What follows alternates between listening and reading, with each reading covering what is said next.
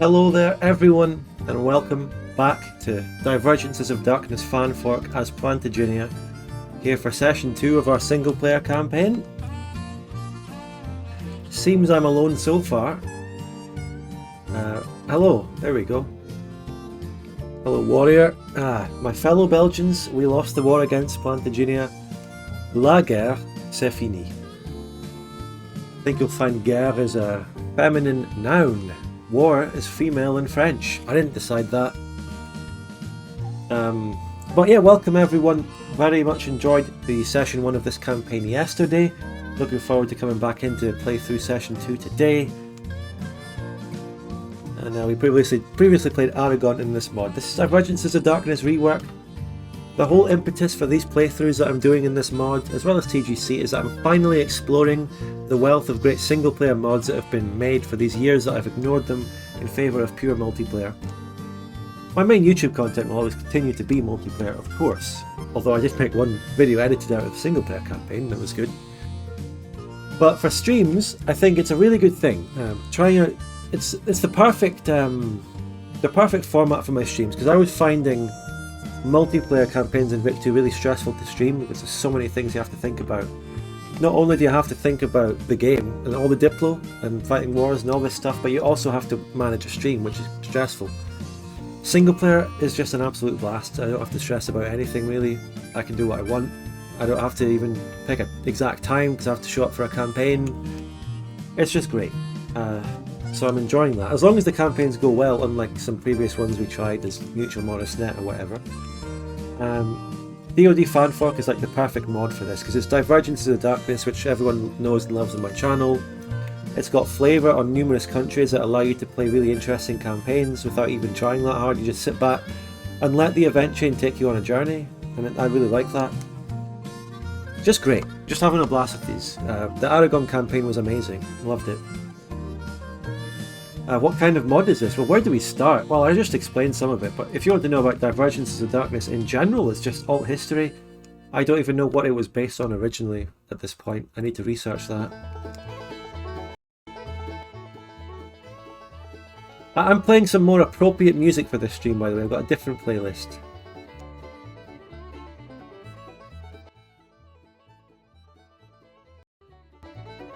That sounds like a good sound level there. So yeah, welcome back everyone, welcome back. As usual, we're going to just do a chatting sort of intro for a while. I might unpause the game at the hour again in 20 minutes, or we might do it earlier than that if we can't, you know, drag out this section too much. Victoria 2 is already a great game, yeah? I mean, I've always been fascinated and loved Divergences of Darkness, going way back for years. I was one of its earliest advocates before I even had a YouTube channel. So here I am still doing it, making it my main content. Crazy how it turns out.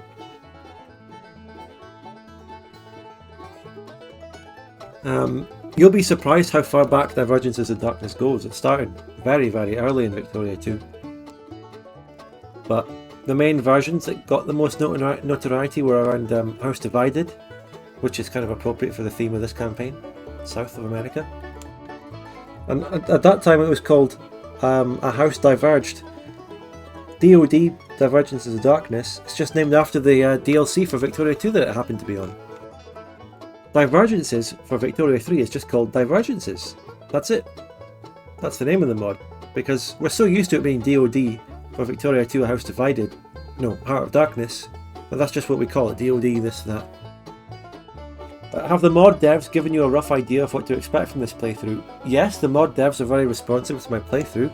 I have specifically asked for no spoilers, so they're not really telling me in that sense, but something that Danuke explained to me, actually, the maker of this mod, about something I didn't really pick up on in session 1 was how the way I beat the Belgian Confederacy so much that they became a pacifist state, and I think I can quickly show you that while we're still in the intro screen.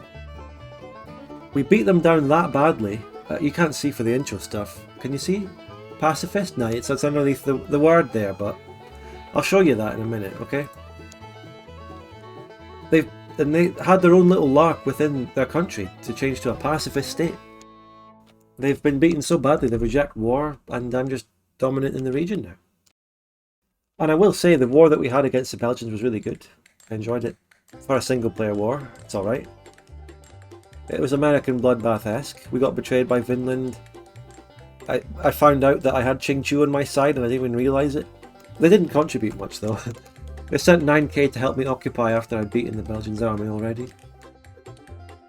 And I was originally outnumbered by the Belgians. And I also had that interesting event where you have a choice in an event chain to either focus your troops on quashing Apache raids coming in from the west, or to focus your troops on garrisoning the Belgian border.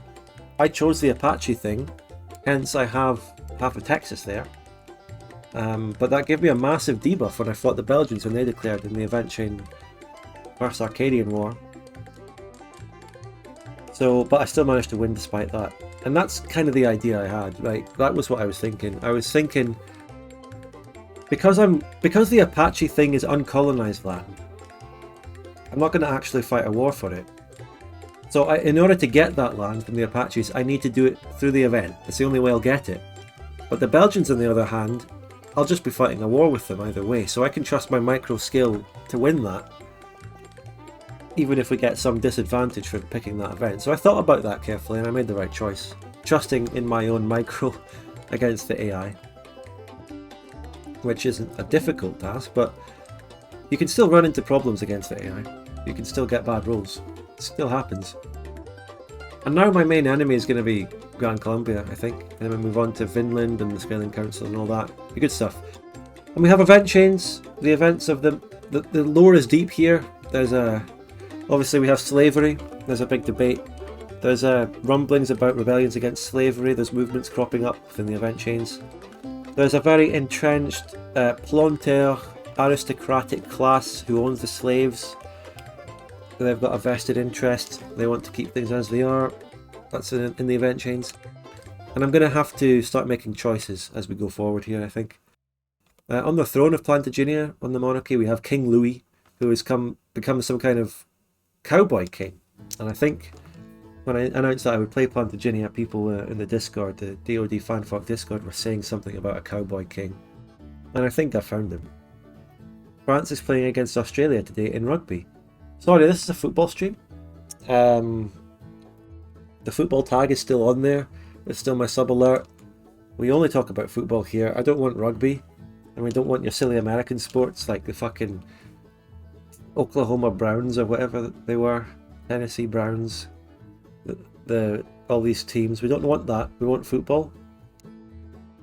And wait, let me just check the Aberdeen score. Wait. Oh, we pulled one back. It's 2-2. Oh, right. Okay. It's a draw. Aberdeen got 2-2 on their game today. Just ended. Alright. Okay. That's the update for the football. And that means that I've legitimately used the football tag on this stream. It's going well, Chad, Todd, hello. And hello, Rogo. That one boy wore much more. Everyone. Hope your days are going well too. The sub count today is 95, so I think we can definitely push that above 100, at least. I'm optimistic. Subscribe to the channel, give your primes, greatly appreciate them, to get rid of the annoying pre-roll ad and to use the amazing emotes, and to get a unique role in the Discord. What's the sound you have on sub alert? Well, there's only one way to find out, isn't there? I can't spoil it. You don't already know, it's been that for like 3 months, but I can't spoil it. So, yeah, I'm looking forward to getting back into this. Just good stuff, enjoying it. And aye, so I know people want Bavaria though. People want Bavaria. Now, the next episode is really complicated, and I've been working on it today, of course. And I've had to make some, creative choices and moving stuff around, but I think I'm getting there. I'm off to a better start on editing the next part of Bavaria, part 7? Part 7? Is it 7? I lose count sometimes. But I can't promise it'll be out this week, maybe next week. So within 1 or 2 weeks, that's the best I can say. It's the best I can say. But I want to get your opinion before we start actually playing here about something else here, which is I will reveal, you're going to hear it here first, that I have another video ready to release, non-Bavaria. It's a different mod. It's Victoria 2 multiplayer, different mod.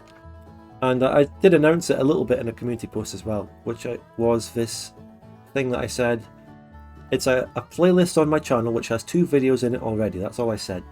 But it's Victoria 2 multiplayer, and the interesting thing about it is that it is not edited by me. It's well, slightly edited by me. I did some finishing touches and stuff, and gave some pointers, but it's a guest editor, but it's anonymous. An anonymous guest editor wanted to do a video project alongside me, and it was brilliant, and it's turned out to be an amazing video. This person's done a great job and I can't wait to show it, but I'm wondering, will people be, you know, people are expecting Bavaria, they're asking for Bavaria, and if I release another non-Bavaria video, and you know, and it's very different, I can stand behind the video, it's amazing. This the editor just said, you know what, you know, you can just credit me anonymously, and I'll credit them by paying them the ad revenue, of course, though. So this is new information that I'm revealing pretty much only on this stream for the first time. I want to hear feedback on it. I could release this video tomorrow, a Monday release. I could release it tomorrow. It's been ready to release, but I'm just hesitant because of all the clamouring for Bavaria, and people will go, oh no, I want Bavaria, not this. So I don't know. Do I release a non-Bavaria video now so you get a video, or do we wait and you'll get Bavaria next, but it's going to be 1 or 2 weeks? What do you think? What's the initial reaction to that in the chat?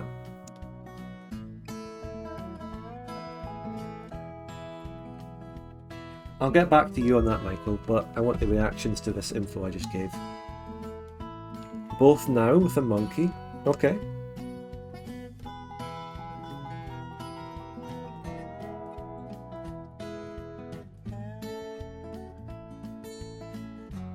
We had about 50 viewers when I said that, so we'll see what these 50 viewers think.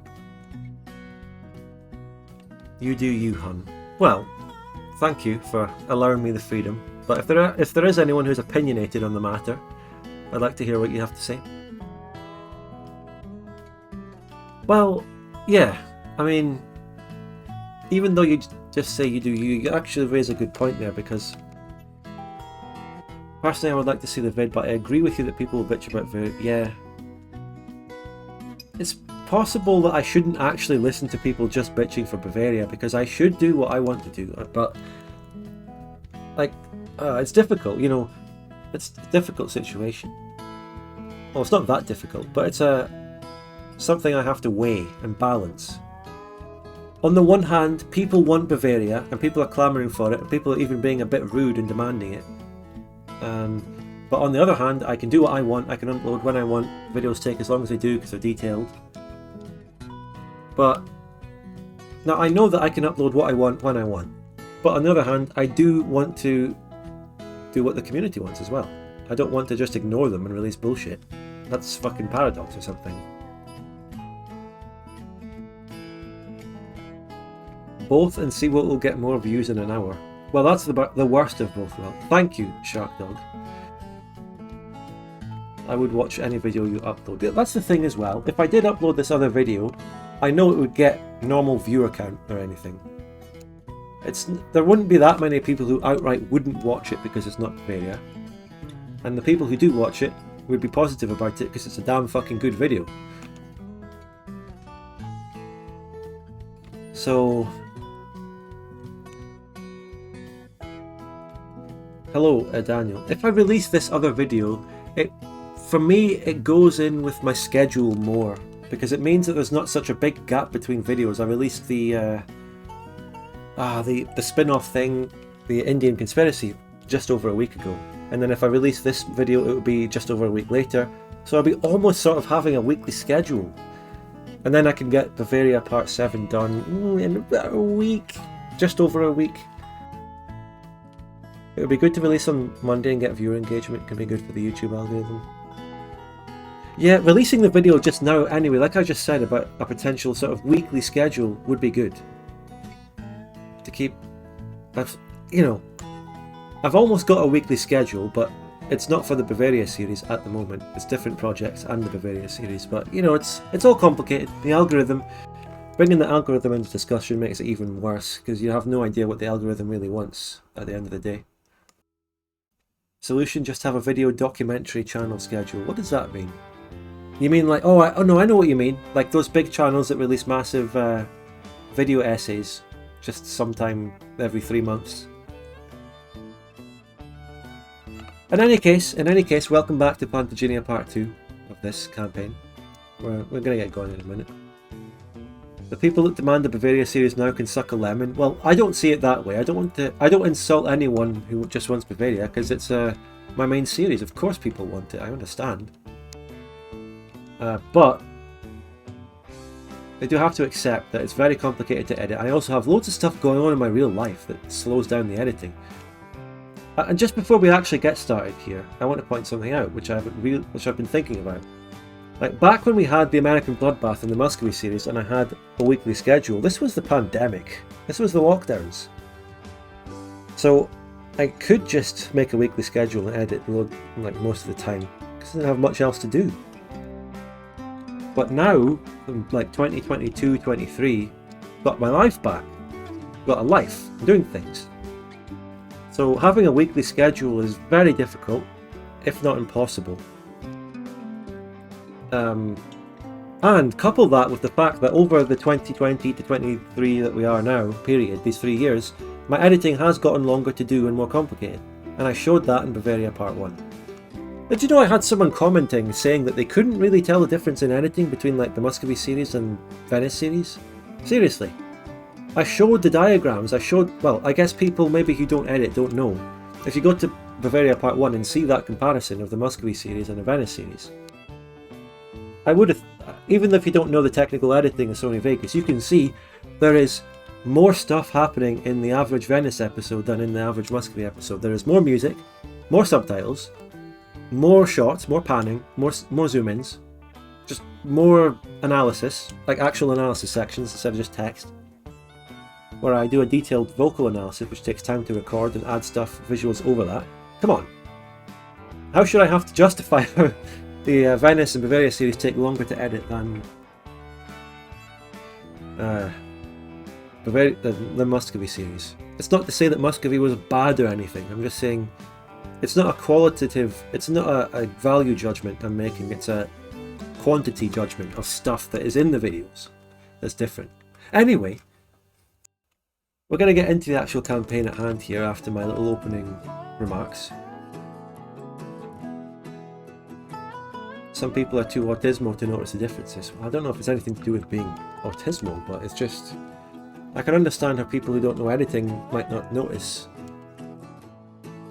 Maybe I should do a better demonstration of it. Like maybe I should actually go into the editing file, show you what the things are. Here's the music, here's the subtitles, and actually just bloody show people what I do. I've never actually really shown off how I edit in any meaningful way. I show the timelines on my Sony Vegas to people. I've shown that in the GigaChad chat many times, and I did it in Bavaria Part 1, but I never show people how I actually edit. And maybe people would actually like a bigger insight into that, but it would be behind the scenes, so it would just go to Patreon supporters anyway. There you go. Maybe I should, that's actually something I should note. Maybe a little demonstration of how I edit as a video in itself. That would be cool.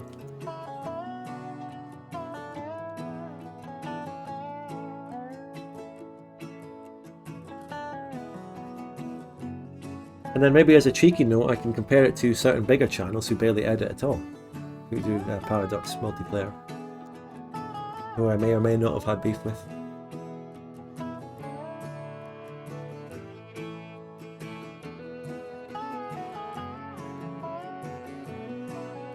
Some of the editing is just way too hard to explain though.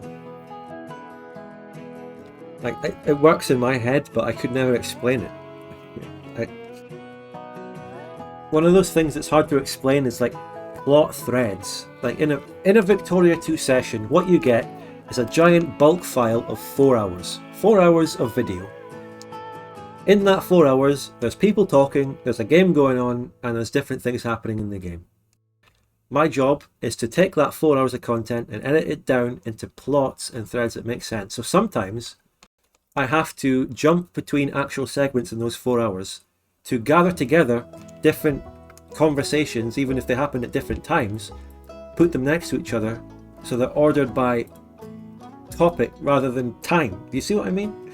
And so I take stuff, like, say I take a scene 10 minutes ahead in the 4-hour footage and move it back 10 minutes so it's next to another conversation that happened, but it's about the same thing. And that's what I'm struggling with when I start editing Bavaria Part 7. Because there's a lot of different diplomatic things happening in Part 7, and instead of making it like a linear thing, I have to, because there's so many different, wildly different conversations at different times, that it would just be so confusing to jump between things. So I'm moving things around so they make sense in the plot. I hope I explained that. And that is really complicated and difficult to do. And some other editors of Paradox videos and stuff that have like 360k subscribers who I've had beef with just don't know what a plot is. So they don't have to deal with that at all. They just go, oh my god, here's a scene of someone shouting over tanks fighting in World War II. That's funny. There you go, boom. Some people don't have to think about these things.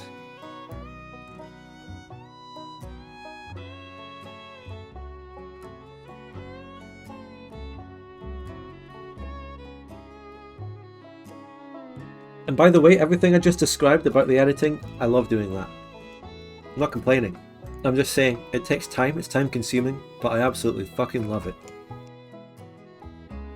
Really is problem solving. Like, how do I take these 4 hours and make them into interesting plots, stories? Love it. It's what I do for a living, and I love every minute of it. No beef though, that's enough of that, right? Back in the game, so we're researching early railroad. We've got the Conservatives in power because they're the best current party we have access to. There is actually a new Liberal Party that is more or less literally the same.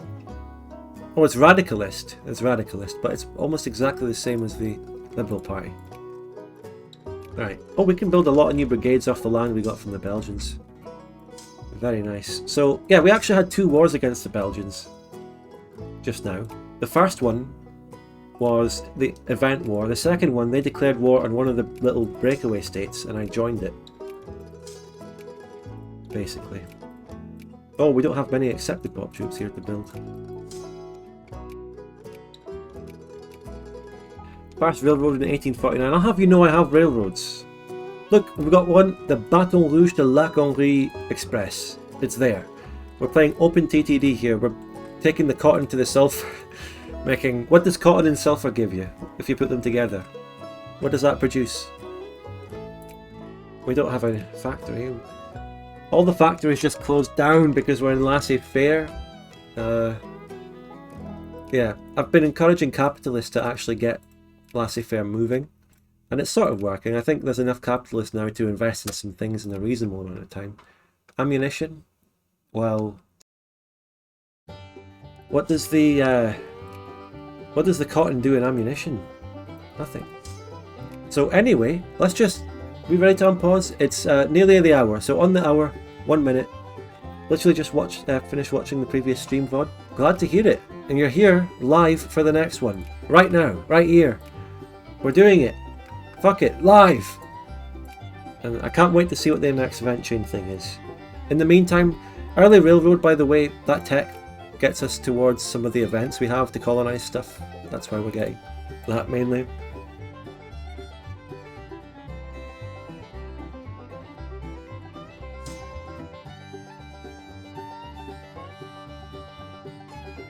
When the clock strikes 6, here we go, we're unpausing, speed 2 for now, I'll speed it up to 3 after we get a handle on what's going on. Ching Chu's a loyal ally. I am a great power, by the way. Just saying. We are the American great power. Ching Chu will be my ally. Ronst is also my ally. I know who my friends are here. New Granada is my ally as well. They didn't join. Well, they did join. New Granada actually did join the last war. Oh, shit. Tawant and Suyu has taken that. But New Granada was too busy losing another war to another random AI, they couldn't help me. Oh? Oh! What's that? The people of Navarra are independent. So there's a Navarra independence war, but I don't see them winning that. They have 5 brigades. Actual Aragon has 26. I don't see it. I don't see it happening. So, exclamation mark, donate to support the channel. That's the best way, and you can subscribe. Because that guy is still wondering what my sub alert is and no one did it. Come on, show him.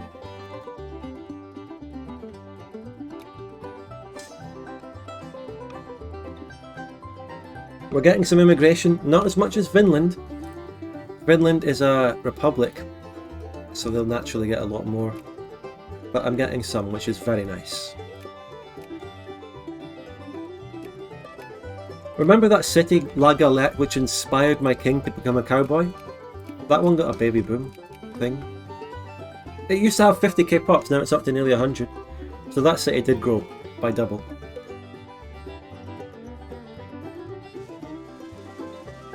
Oh, Finland is going against the Belgians now. Oh, what's this? Wait, did the Belgian Confederacy just get land? Oh, they attacked or did something to the Skrelingers. The supposed pacifists. The supposed pacifists are launching a Belgian war of aggression against the Skraeling Council. And Finland attacked them separately, and Scandinavia joined the Skraeling war. That's mental.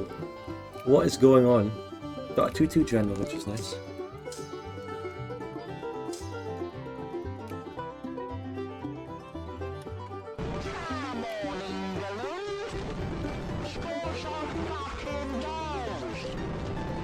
Coming up on a year, really enjoying all your content, good sir. Keep up the good work.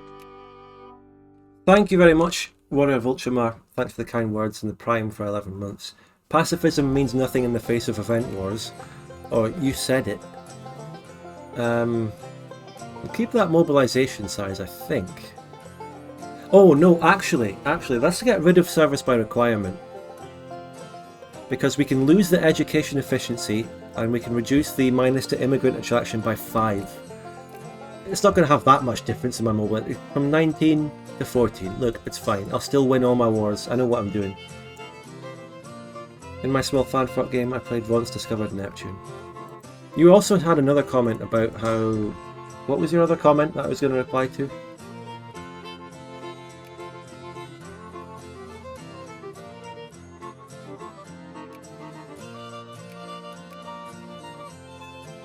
I swear there was something else you said.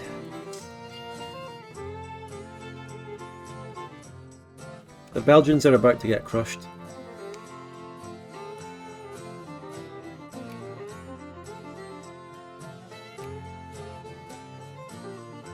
The Skraeling Council being in the Scandinavian sphere, an ally, is actually very awkward.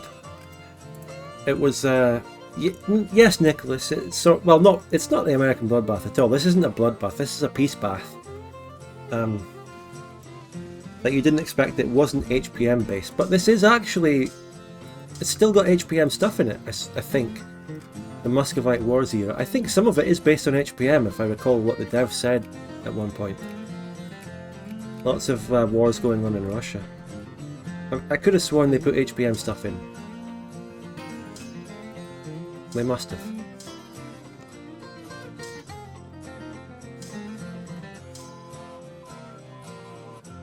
Right, we got Railroad, which means we can get 2 events, 2 decisions I should say. I always get those mixed up.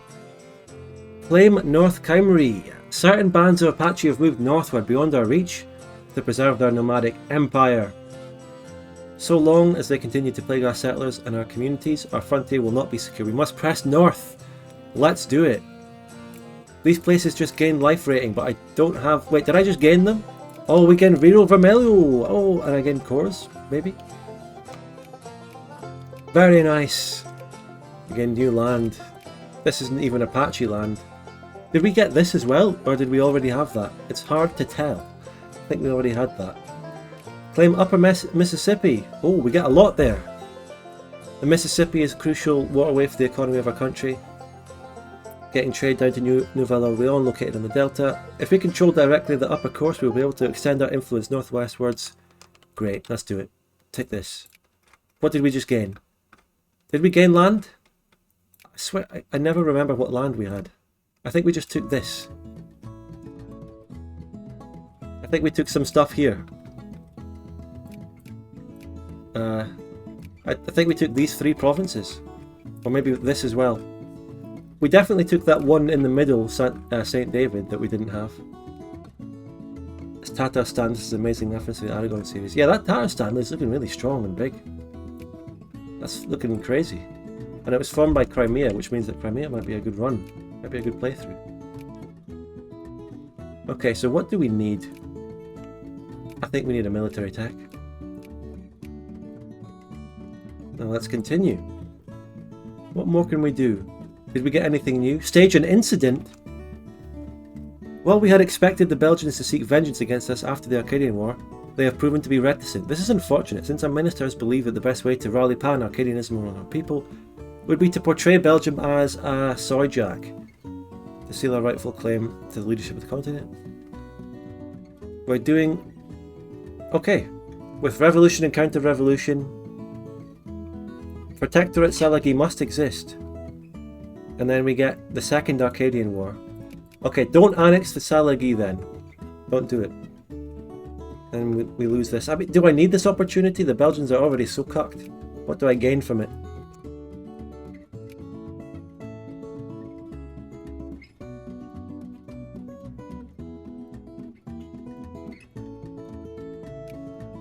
Oh, thank you. Oh no, it's late here. Thank you so much for explaining that. It's bugged. It's one of those tooltips that's bugged. It's actually the opposite of what it says.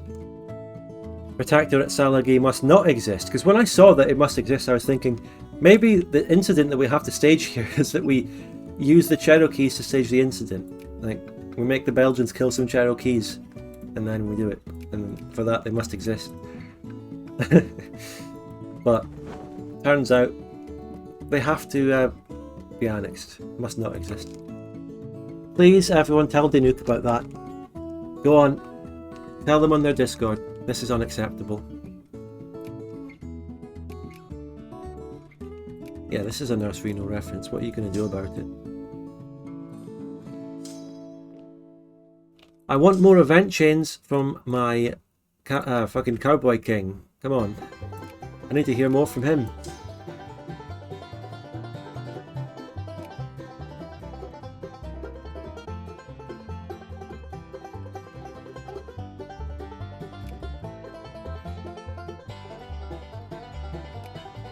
Right.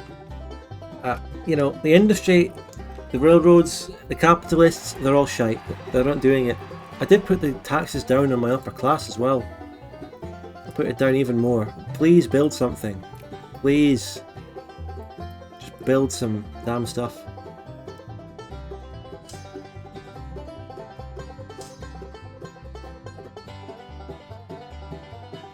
Hello there, Testicle Torsion. Good to see you again. I think we can speed through it officially. And we got an election, it's got Conservatives winning again. Right, very nice. I wonder if I colonise all this land manually, or other events for it.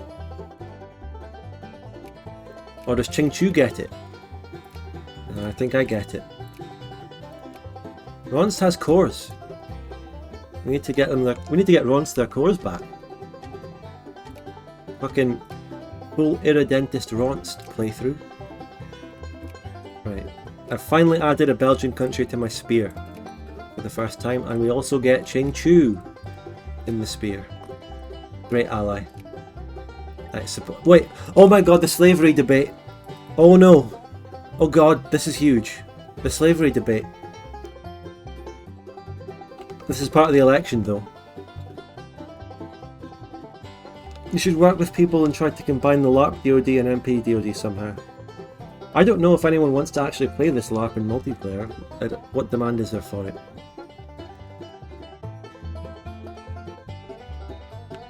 The compromise? The freedom of womb compromise. Abolition. Oh my god, what do I do?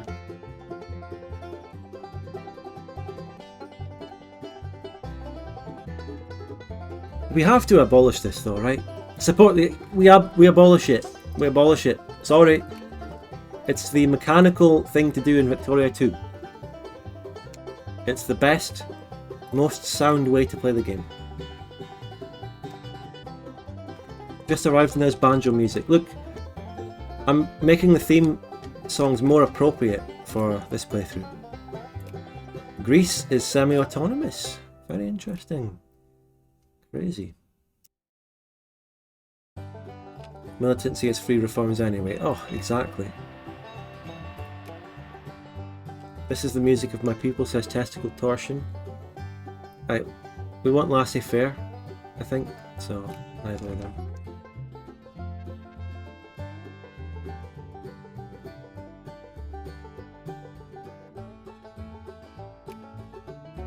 Yeah, we're supporting getting rid of slavery. We actually have... Do we have any free states?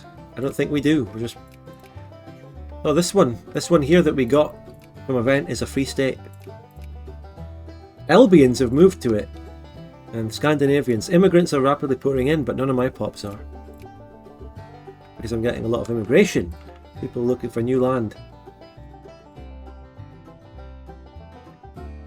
Zero industry, lol. Hey, get back to me when there's a party that actually has something I can build factories with. My reactionary party is fucking agrarian. They are not allowed to build factories. What more can I do? We have to do something. Secret ballots. Wait, what's the conservative? It's moralism.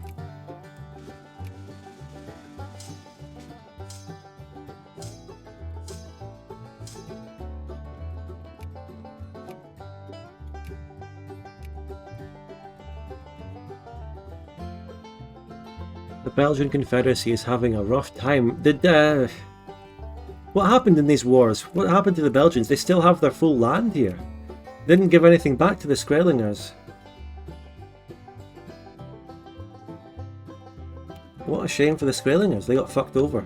The Belgians is collapsing. They lost the wars, yet they didn't get anything back. The Belgians just stole that land. The Skrelingers even lost their cores on it. What's going on?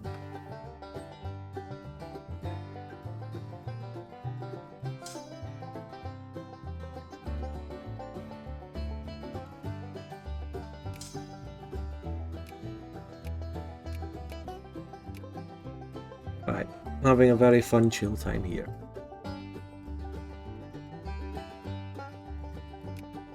Just, can we build one railroad? You think we can do it?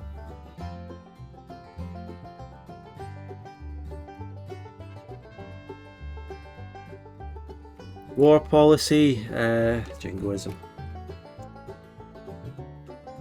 So, Zimiskis has gotten a victory, and so there's now an independence war between Greece and Venice. Who would have seen it coming? We got the Conservatives back in. We can get a new reform. It's time to get unions, so it's time to get social reform desire, so we can get better, more reforms, get healthcare. We're running out of political reforms to get, so it's time to go for a social.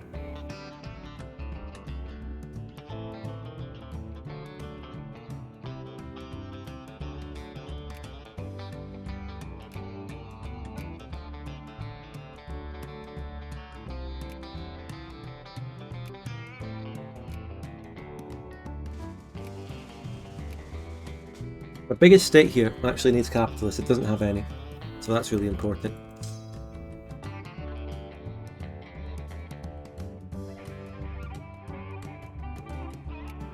Right, who else are we getting in the spear? Get the tree, very nice. So comfy. Ronst, getting our relations up with Ronst, very important. I could use my influence to get the Skraeling out of Scandinavia's sphere. I think I might try doing that a little bit. Just get them away from Scandinavia, so that they're not protected by a massive great power. That would be very nice.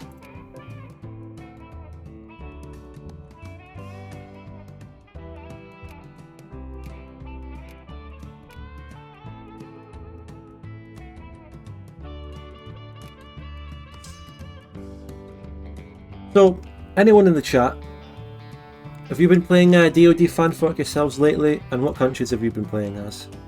And have you been having fun with this mod?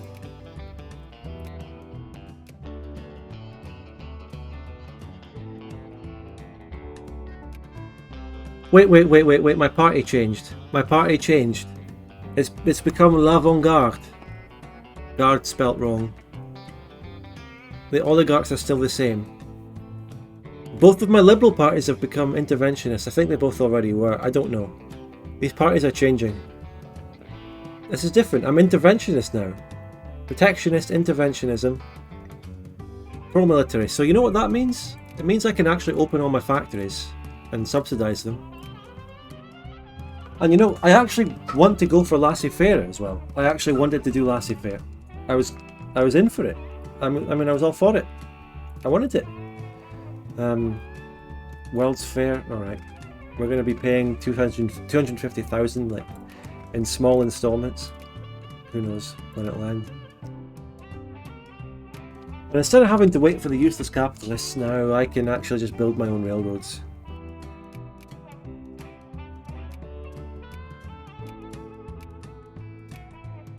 I want to try and get them to do that one in Nouvelle...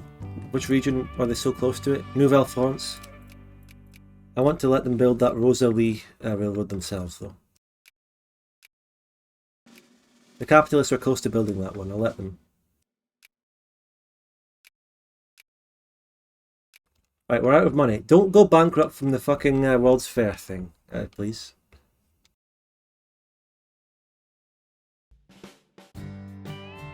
Played a bit of a Poland game. Well, I'm glad my question to the chat got one answer. Thank you, I appreciate it. We will attend anyway. 5,000. I'm trying to keep the chat alive. I'm making a big effort. Alright, so you go there. Hello, Belwen.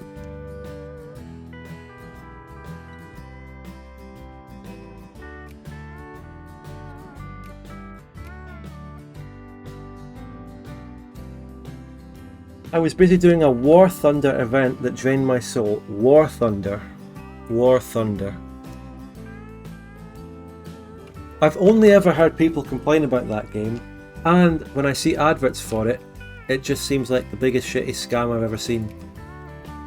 So I'm put off of ever playing it or ever having like a positive view of it. But people still play it. Really popular, apparently.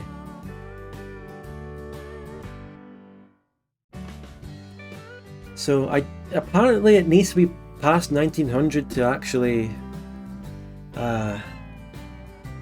abolish slavery. I don't know why it needs to be that long.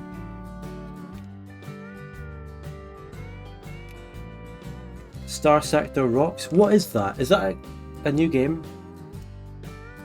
It feels the nation has no competitors. Star Sector is so good. Explain to me what Star Sector is, please.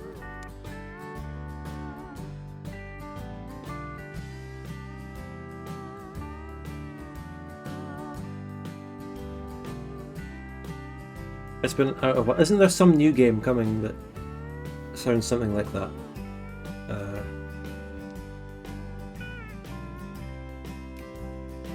It's a game where you play as a fleet of spaceships, explore, trade for... Well, there's loads of games like that.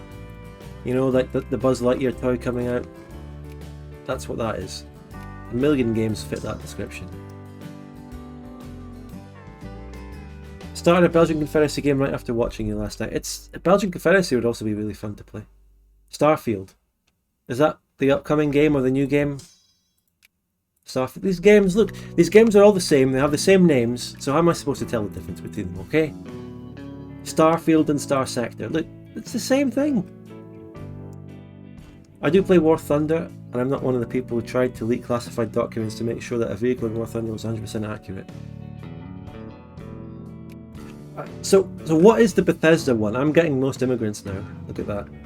Getting a lot. Like Vic 2 and Vic 3, all the same shit. Vic 2 and Vic 3 couldn't be further from each other. They're so different. But look, I'm comparing different franchises when I'm saying the things sound similar. Victoria is one franchise, allegedly.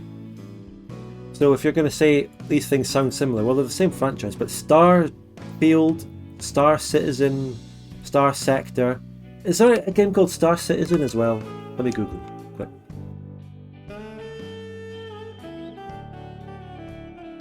Yes, there's literally a game called Star Citizen. And Star Citizen is an in-development, multiplayer, space trading and combat sim. It's the same game again. It's the same fucking game again. The three games. What's the Bethesda one? I've literally gotten the three ones mixed up. So if you're gonna say one of them, please say which one it is. Like, is it the Bethesda one? Is the Bethesda one the same genre, like space exploration, trade, and stuff?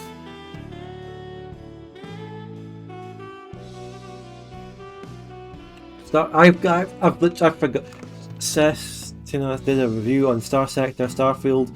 Almost looks like a repeat of No Man's Sky. I have no idea which games we're referring to anymore. These three, whatever they are, they're the same. I have no idea how to distinguish them at this point. Sorry. I don't know what's going on. It's just the one that I've heard of is a Bethesda one that's upcoming. Everyone wants to make the same game with their own take on it. Yeah.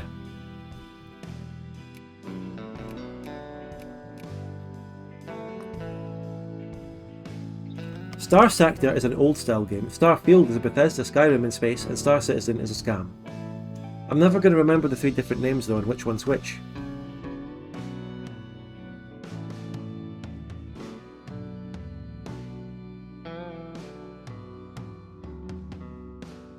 God, I don't know. I mean, I appreciate the explanations and you're all probably right, but I don't know what's going on.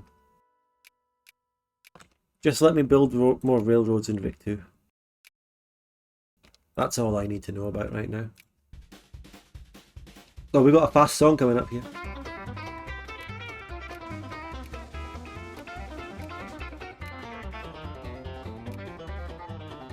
Let's get state and government. It's always important. You get loads of new events and decisions with fucking state and government. No bell when we haven't heard any more news about the king.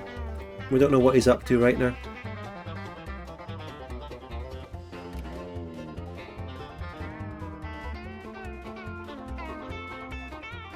Star Maid, there's a fourth one? Fucking hell.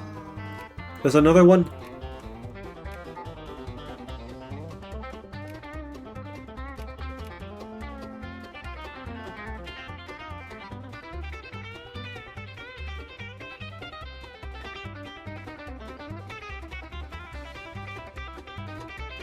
India is being partitioned. India is being partitioned. Wow.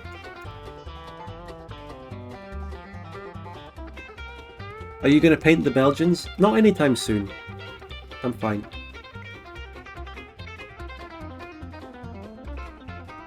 They even made a movie about all those games, Star Wars. Well, that's one you'll never forget. I can identify that one, at least. Right, our population is booming. You know, we're getting the immigration now. Starforge? Oh my god. Stop fucking starting your game's name with Star. Jesus. Think of something else. At least, like, space or something.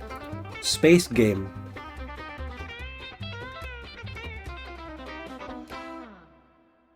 Just anything but Star. This and Star that. Oh my god. They never end.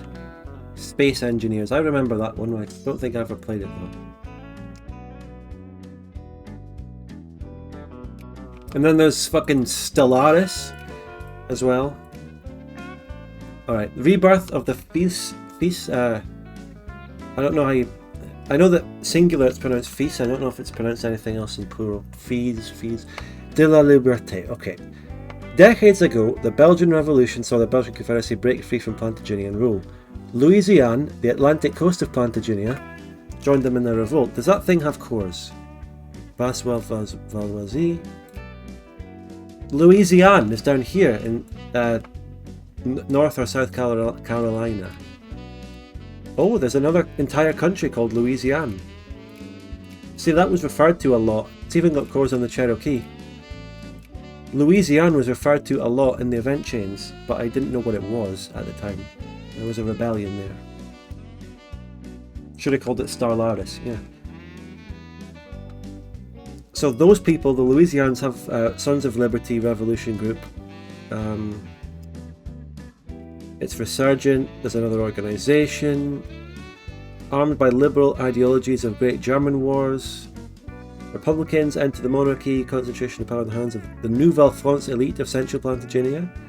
into the Plantagenian occupation of Louisiana. But these people are all the same culture as me, though, Acadian. Oh, interesting.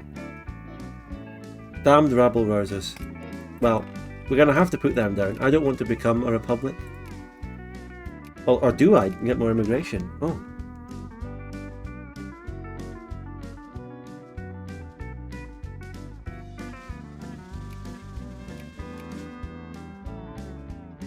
Right, this is the next one. The enemies of the King of Louisiana appear to be growing bolder. I'm all for the Cowboy King here. I haven't had a single event about the Cowboy King for a long time, but I still trust him. He's the right guy for the job. How's the bloodbath going? Very peaceful. The Common Sense, written by an anonymous author of the pamphlets, a denouncement of monarchism. Oh no. Oh, the Planters. Oh no, no. The legislature's subordination to aristocracy, the lack of accountability. It points out passages in the Bible which can be construed to be arguments against monarchism. No! The work finished by taking stock of Louisiana's resources and highlighting the ways in which they could be used in the Revolutionary War against the Crown. Stop reading that!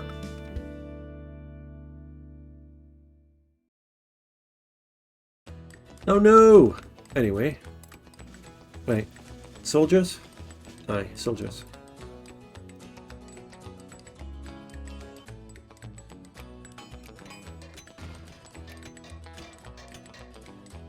Let's see, how's the simulation going? Can I afford this? Is that 100,000? I'm going to take a manual loan. To save 15% of the pops in Shawinigan, which is... it's a whole state. It's a whole state. Okay, I need to save the pops there. A whole state is really bad. So that's a 100,000 spent. Chad Todd, you're giving me spoilers, but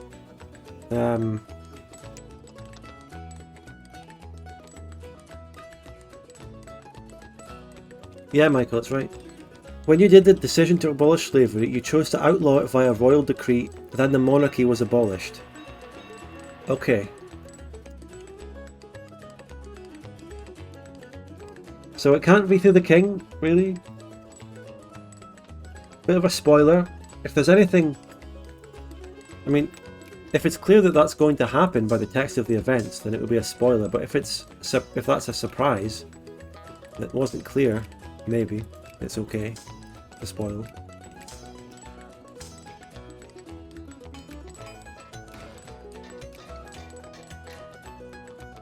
Yeah, it's that. Yeah, I do find the Plantagenia thing really interesting. An alternate South with different culture. I suppose that's one of the things that attracted me to it even back for the American bloodbath. Just, it's a fascinating idea.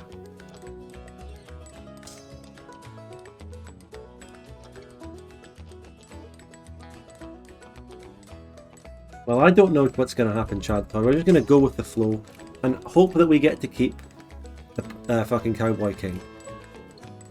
Oh! The King! We got another King event, King Louis.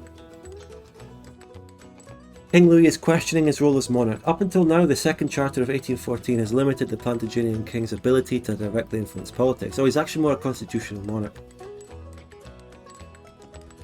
Drafted by those who endured the mad ambitions of Charles II's bid to become Emperor of Arcadia, the charter was intended as a compromise with the liberal East Coast. Oh, I see. There is actually a liberal coast divide here. Sort of similar to the USA North. That is actually going on. But at the end of the day, these places are still slave states with the same culture, Arcadia. Over here, even on the coast.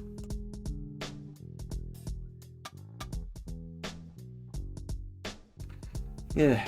If it's... I mean, the Planters, the Planters would want to make some kind of... What's this song? Cowboy hip-hop. Ah, fuck it, we'll go with it. This is like a mix of the South together, you know, like,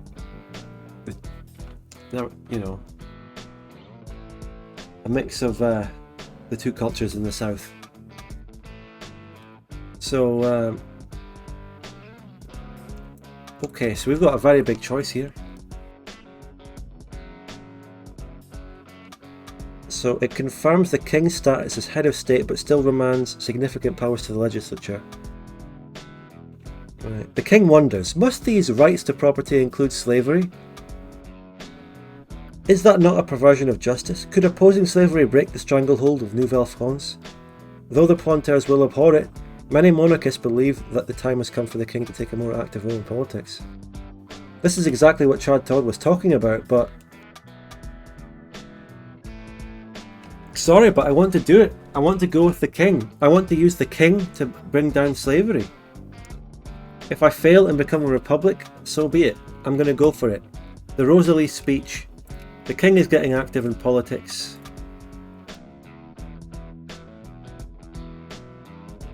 Yeah, the Louisiana thing doesn't actually make sense because it's the same culture. If there was another culture, very similar to the Plantagenians, and like an accepted culture of mine, but still different, and it corresponded with the Louisiana cores, it would make sense. More sense than it does. It sort of makes sense as it is, but it would make more sense.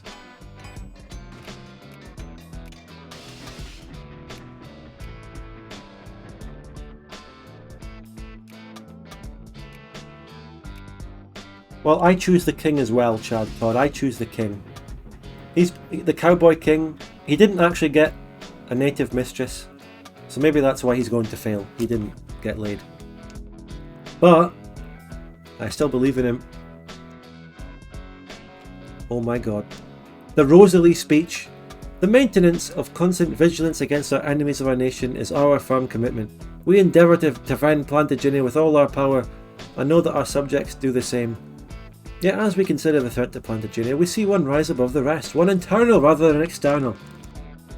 We believe that the peculiar institution degrades both the social and reproductive power of our nation. It makes us serfs of moral prejudice. Rather than providing a sound foundation for the realm, it is a foundation of sand. It may beguile from a distance, but apply force to it and it dissipates, and woe to the house which rests upon it. Shall we build our houses upon sand when our neighbours build their fortresses upon iron? The king has recently made a shocking speech in Rosalie, just north of the capital here, where the capitalists are trying to build a railroad. I'm going to fund it, because they just can't fucking do it. You can't read the rest of this. So nothing happens immediately yet. It triggers a new event, so we'll see what happens. Chad Todd is saying he chose the royal decree decision to abolish slavery and then the monarchy was abolished, so that's really risky. Sick temper tyrannus. Louis's recent denouncement of slavery has drawn severe criticism from the Plantagenian aristocracy, as it would. A recent pamphlet circulating in Nouvelle-Orléans and other nearby cities, Sic Temper Tyrannis, on the matter of despotism and liberty typifies the reaction. It is a scathing denouncement of the ways in which Louis I is supposedly grasping for power, declaring him to be the mad despot Charles II come again upon the world to clench the nation in his mailed fist and crush with all his strength and vitality from its people. It equates the criticism of slavery with a desire to destroy the charter, eliminate civil liberties, become an unchallenged aristocrat. The pamphlet ends on an ominous note. If we cannot find protection... Well, this is quite literally saying what is going to happen if I try to actually abolish slavery by royal decree. I think it's actually quite clear. Yeah, this makes sense. If I choose the royal decree, you know what's going to happen. I can either get deposed by doing too much here, or I can try and work with them. So it's quite obvious. Tensions, that's a skill issue that you picked that. Yeah, you can abolish it without losing the monarchy. It's the second option. Of course. It makes sense. You don't need to guide me through it. This is so obvious. Easy. Skill issues. Tensions regarding abolitionism and republicanism are reaching fever pitch within Plantagenia. If the government does not address either movement, it may find itself overthrown. See? It says it. Black and white. Louis and his council have held several meetings to address the situation and two solutions have arisen, both involving the use of royal prerogative. And I bet if we read this it's even clearer. The first would be the most direct, abolish slavery by royal decree. This would win Louis the loyalty of coloured Plantagenians, including influential mulattoes like Saint-Georges. It would also infuriate the Plantagenians to the point that they would likely pass a law to abolish the monarchy on the grounds of what they would likely frame Louis as the gross overreach of power. The federal government, the other, less extreme option would be to issue a new royal charter to expand civil liberties, undermining Plantage's power without challenging them head on. This would be good relations with the Louisiana. Right, work with the Louisiana. The Reform Act. And, I mean, we already have most of these reforms anyway, so that doesn't matter. Wait, allowed as in... Yeah, this doesn't change any of our reforms, we already have them. Tensions amongst white Plantagenians, particularly between the upper classes of Nouvelle-France and the emerging middle class of the Louisiana smallholders, are threatening to tear the nation apart. To avert rebellion, monarchists have met with Louisiana politicians to draft a new legal document to ensure the rights of Plantagenians. The Reform Act, I see. This weakens the Plantage's grip, but there's going to be a civil war, isn't there? There's going to be a civil war between the Louisiana and the Plantages, the Plantagenians, and I have chosen my side. But that's what we must do. We lost nationalist agitation everywhere. Wherever we had that, it's gone. I found out the hard way because I didn't read the event. Exactly. You should give me that prime in return for what you've done.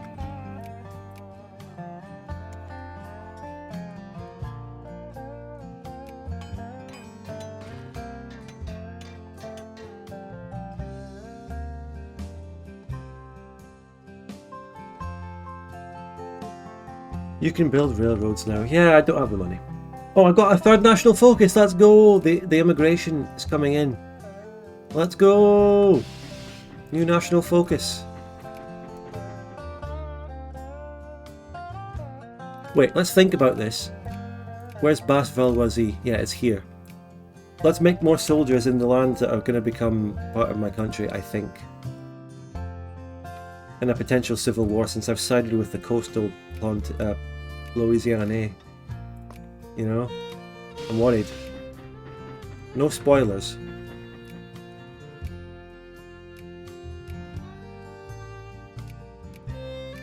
The railways are massively expanding everywhere as it is. We're doing it.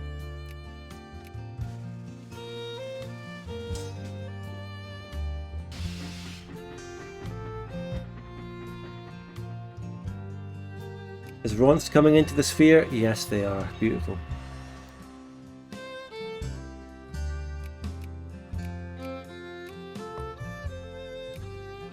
Just immigration maxing here, getting a lot. Very nice, very comfy. Loving it.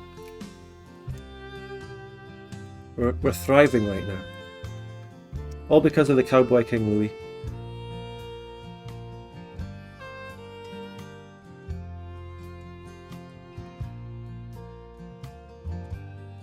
Lake Kentucky being there bothers me. I assume that's this? I don't know where it would be in real life.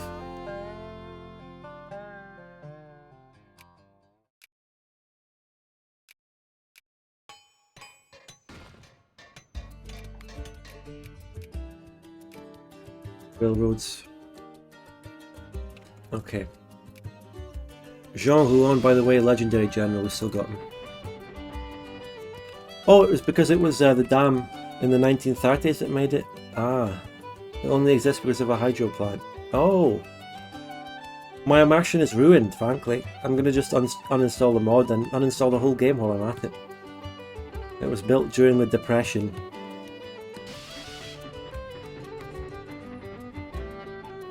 And now we're just getting depression because it's in the wrong place at the wrong time.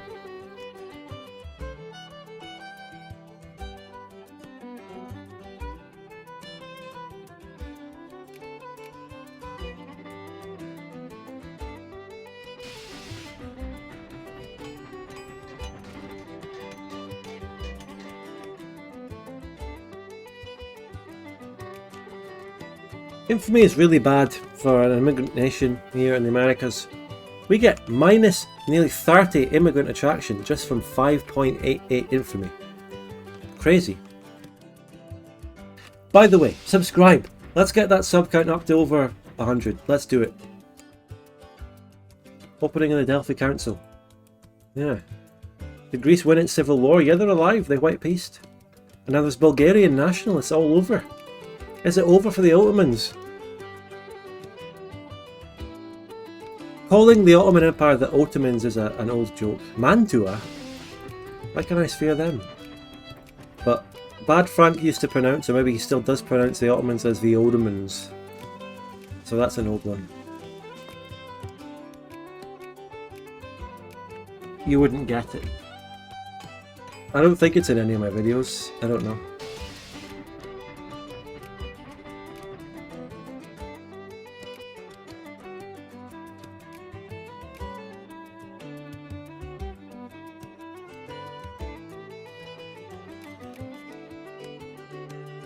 The capital city gets no railroads because it's a fucking swamp.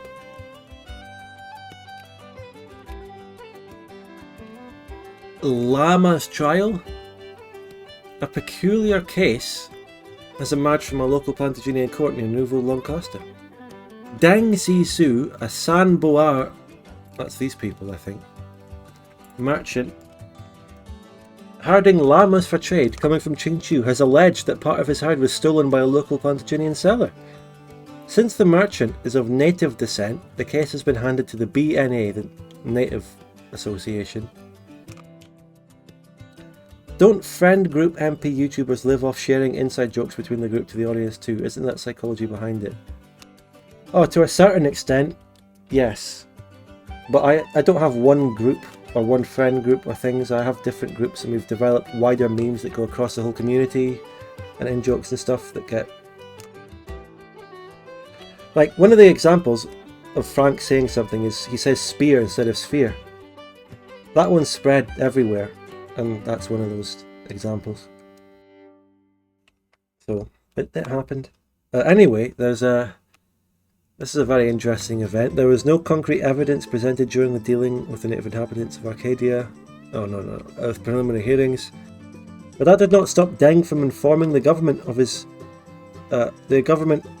situation. During the subsequent proceedings, the newspapers quickly turned to call the whole affair a Lama's trial, prompting much joy and interest from our own citizenry. Nevertheless, without adequately assuaging Qingqiu's fears over the judicial proceedings, we could face less trade and cooperation with our western neighbour. More than that, the threat of the western border needed to be manned. Is this a way of getting land off of Qingqiu? But we'll see. A strange case from a strange land. Encircling a navy is just directly... Well, the naval encirclement thing was raised again within our own groups, as well as on my videos and my community. Because the naval encirclement thing happened like a few months before I actually released the video about it. Now, what's this new great power here? Who's sphering my shit? Who is that? Lotharingia! Oh, Lotharingia is a great power, and they're going after the Beornians. Oof.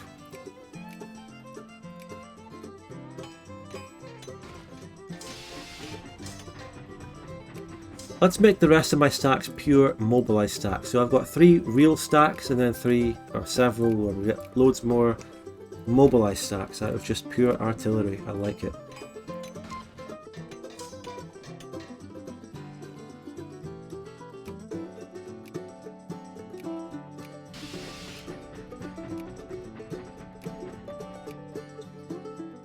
Beautiful. I have Qingqiu in my sphere right now and as an ally, so I don't know what these event chains are going to do with them. We'll see. Hello, Ladoge. Welcome. Where's all the subscriptions and the donations? It's not happening. No! The donation link is the best way to support the channel, and subbing is very nice. You get so many benefits from subbing. Thank you, Zavaka. I agree. It's perfect for the region we're in.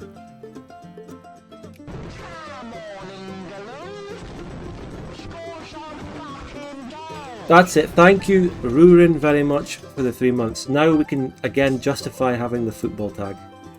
As always. Thank you.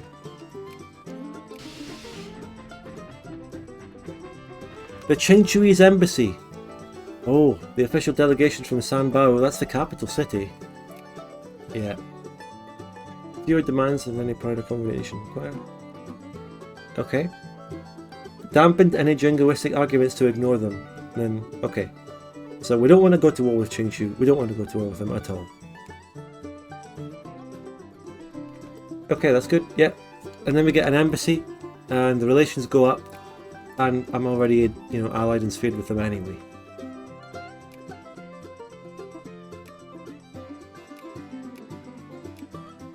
I'm going to try building a mobile artillery only mobilized stat. Hello Panther Tiger, I'm having a good game. It's just, you know, we're going along with the events. I'm trying to abolish slavery with the king, but without a royal decree.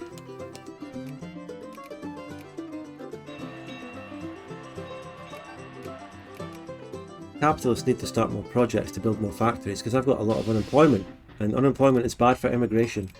That's a mechanical fact.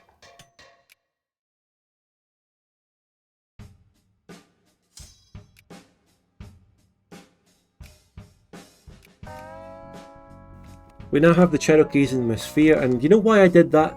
Because I noticed that they're trying to build brigades and they can't, and being in my sphere might give them some goods to do it. That's the reason I just speared them. What's Chudori producing right now? Where's that?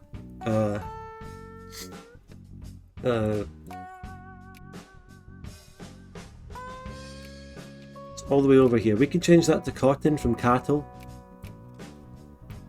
Don't we have enough cotton? I think we have more than enough cotton. I think we're keeping cattle. Cattle's nice.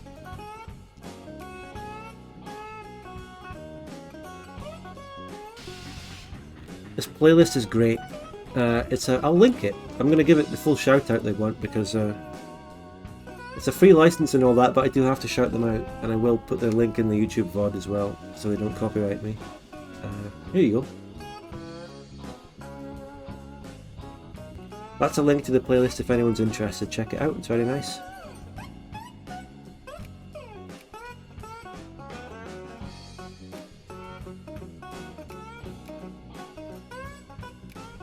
You betrayed the common man for the sake of keeping the crown. I betrayed the slaves, okay?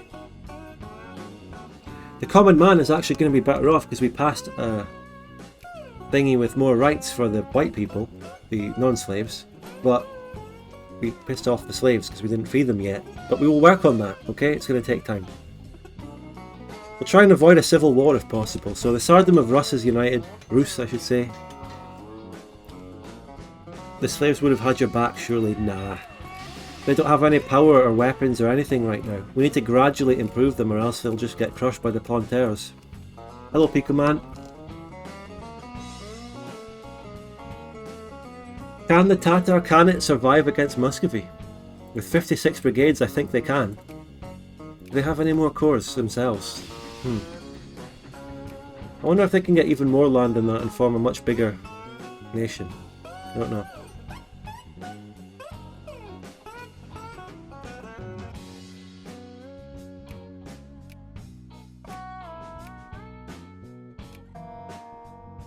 Right, we still have some colonies. Do any of my colonies have a massive amount of my accepted pops that I could just turn into states? This one here, Arkansas, I can make that one a state. I can encourage colonial migration into places though, I can do that a bit. There's some other ones.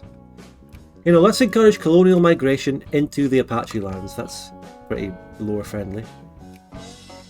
You betrayed the mixed race of already freed slaves, not the slave. I didn't betray them. How did I betray those mixed race ones? Let's get some encouragement of colonial migration into there. Get more people into that land and then eventually make it a state.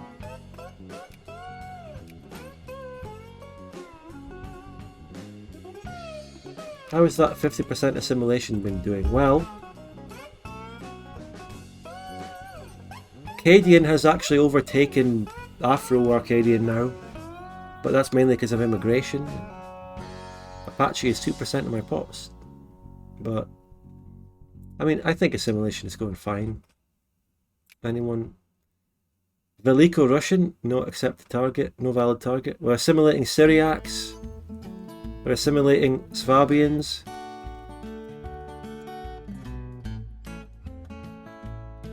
We're assimilating Slovenes and Slovaks. Yeah, it's fine. The Knights of St. George, which you sided with them, outlawing slavery, a royal decree.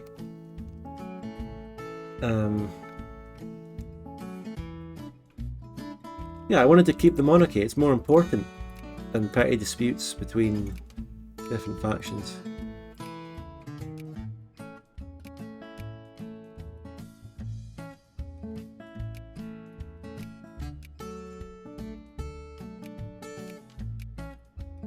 What a banger. I'm not getting machine parts, by the way.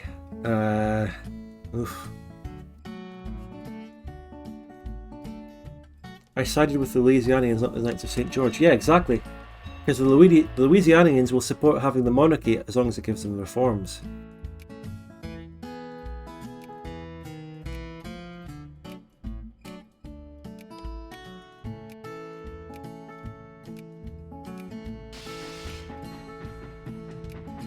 The Knights of St. George would have overthrown the monarchy, or something like that.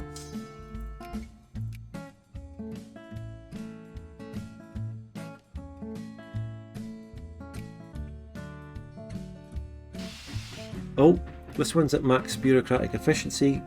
Oh, I need colonial points to actually make it a state.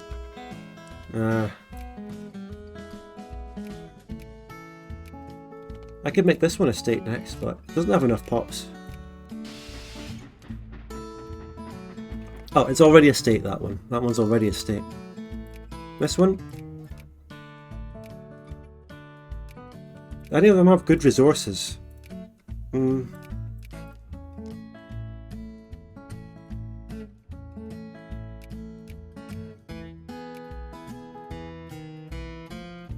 Yeah, coal is alright. Let's encourage a bit of colonial migration to this one.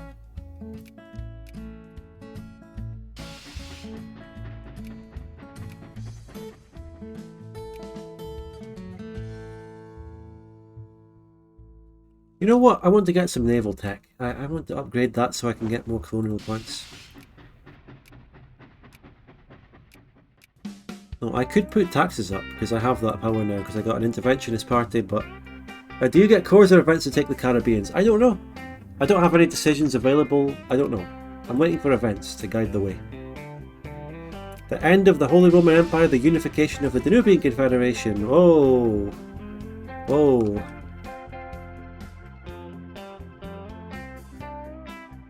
Aragon took over Piedmont. Macedonia took over Greece. Oh. I did that in my last playthrough, but I had to kind of really force it. But Macedonia can just do that. Because Greece broke away from Venice and then they must have united with Macedonia. That's huge.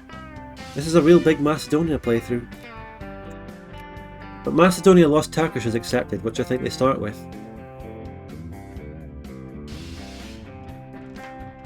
And Bulgaria was released.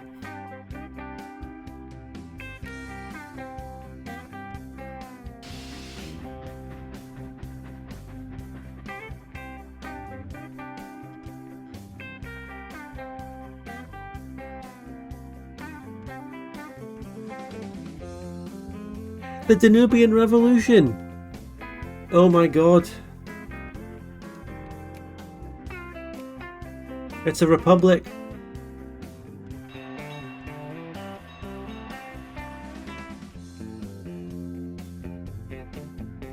Crazy things happening, right? Union reforms for social reforms next.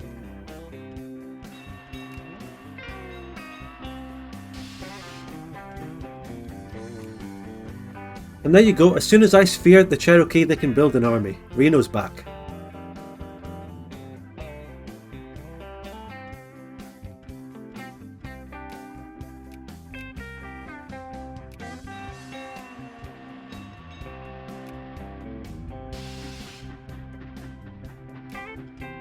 So what exactly do I need to conquer the rest of Florida? That event, that decision is mission to civilize and steel railroad. Steel railroad is still quite far away. Is mission to civilize in here? It's really hard to know where that is because it could be in anything. It's one of those inventions that's hidden away. Okay, it's in nationalism and imperialism actually, so we have to wait a bit before we get the rest of Florida.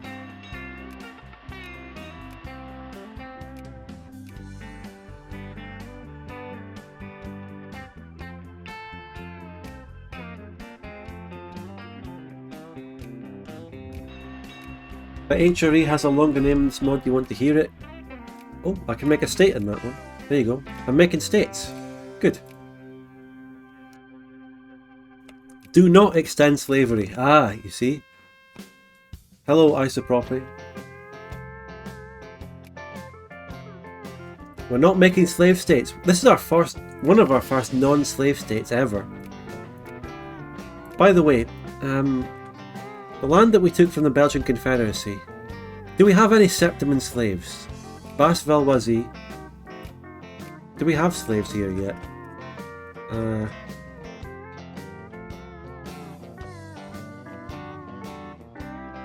No. I don't know how you actually enslave people in the game. Oh, nah, they're just Afro-Arcadian, unfortunately. I wanted to enslave... I really wanted to actually enslave the Belgians. The Belgian Confederacy people there, by annex.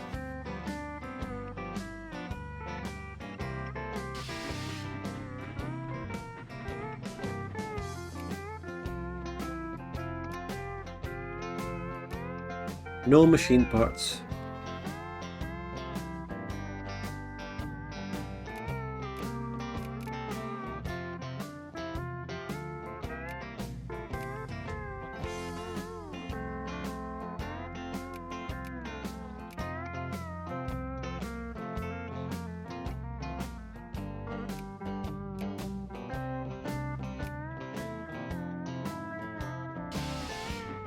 Yeah, in order to prove to the world that we're not racist, we're enslaving the Belgians as well. We're enslaving the Septimans.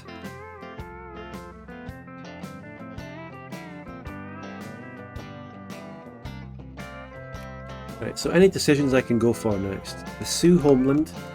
So I can claim the Sioux hinterland when I get the next railroad tech. And I'm building all the railroads, so it would be good. It would be good to go for that next. I'm building up the railroads as we go along, so it would be a nice investment.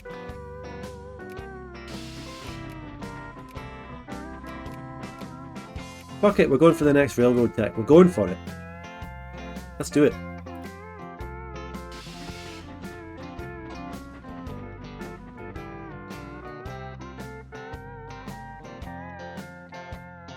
Je suis pas raciste, mais il ne me plaît pas. I'm not racist, I just don't like them. So, which one do we want? I don't know what party we even want to win anymore. All the parties changed. What is this? Market liberal. Ooh. Tempting. I would lose a lot of money if I did that because they're free trade, but that's the LARP I want. Cotonniers, they want to sell their cotton. I wanted laissez-faire, they are the laissez-faire party. Laissez-faire without free trade would be good because free trade just loses my tariffs and I don't make money. So just keep going with the Conservatives. We just really have to go with the Conservatives. Interventionism is the best.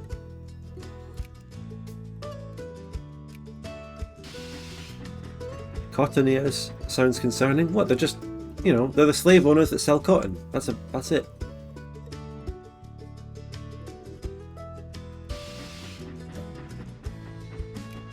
All unions allowed. Yeah, now we can get some social reforms soon, hopefully.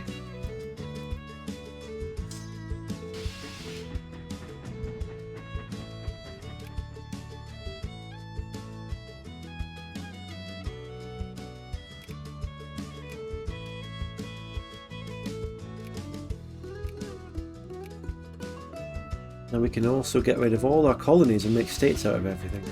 Wait, any of my accepted pups actually moving to Kimry yet? Yeah, some. A little amount have moved. Arkansas. Yeah, I wanted to make that one a state actually. That would be good.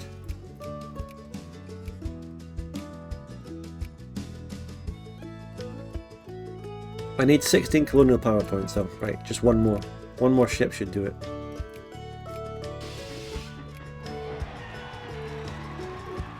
Conservatives won again. That's good. Alright.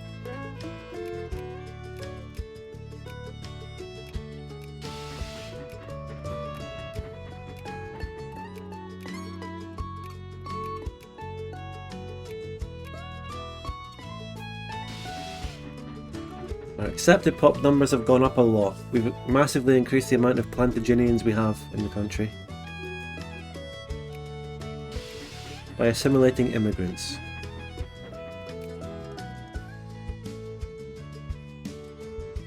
So what differentiates a Louisianian from a Cajun anyway, since you think Louisianians live in Louisiana and along the Mississippi? It's the other way around this time. It's Louisianians on the coast, and the Cajuns are down here in Nouvelle Orleans.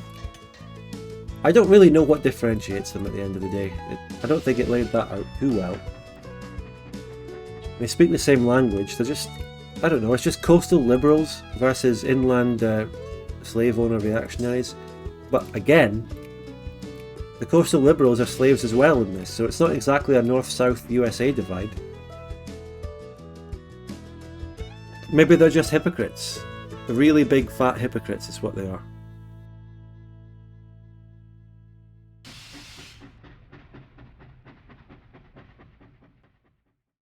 They're the real racists.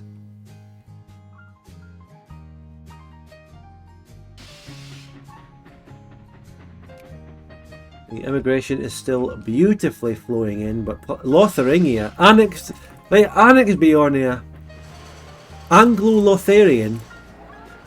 We've got a new culture. Anglo-Lotharian, a new culture has appeared here to take over and get rid of the fucking Bjornians. That's Bjornia. They survived the Tawantinsuyu invasion in this playthrough, only to die to Lotharingia and for a whole new culture to develop to subsume them. How unlucky as a country can you be?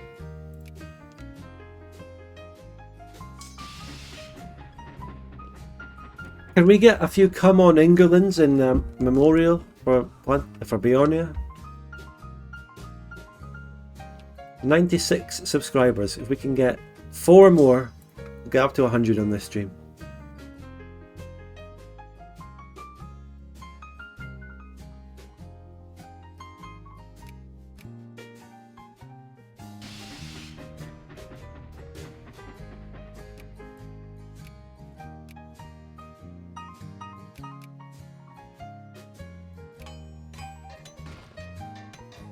Oh, Scandinavia is going to ban me so hard here. They're going to ban my embassy. Can we get a come on England? Not just a North FC emote. That's easy.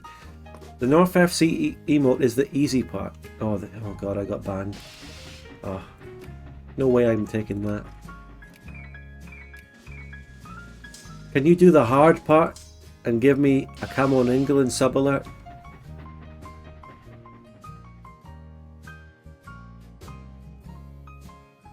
Poland-Lithuania has gone to absolute shit. Absolute terrible state.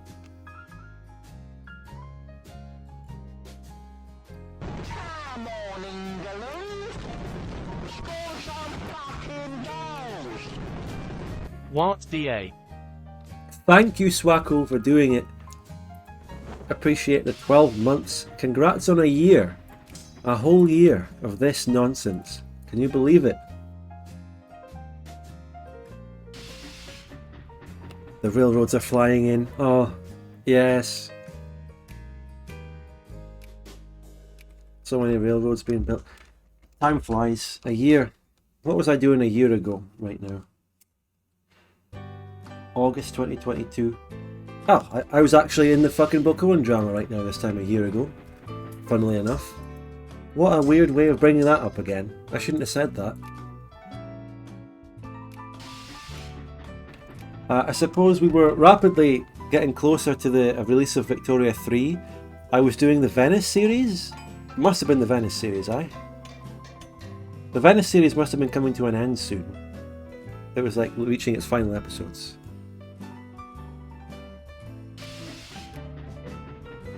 Let's talk about that instead of the other fucking nonsense. The Cato Street Conspiracy. A group of radicals have been assembling at a central townhouse. Is this... I think this is a generic event. Yeah.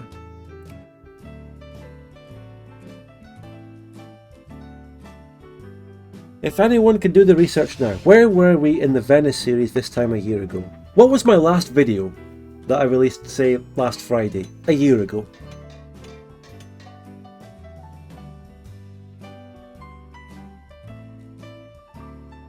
What was the situation a year ago?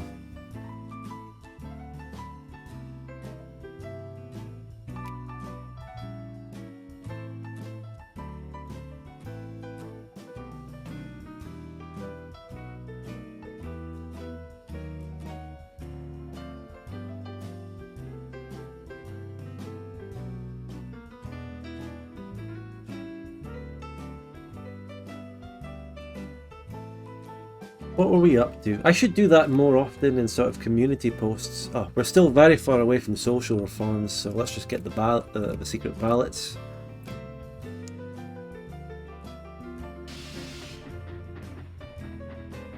You think we were at the start of Aragon? This is around the same time my Oculus headset broke last year. You know, I've only got one thing to say to that, and I'll put it in the chat.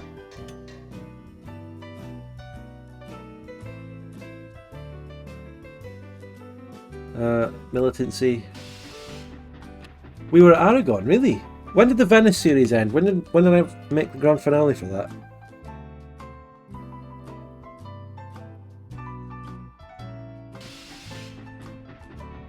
The Poor Weak Holy Roman Empire was the vid released on the 19th of August last year. Really? 19th of August to 27th. Did I not make a video the next week? I guess not.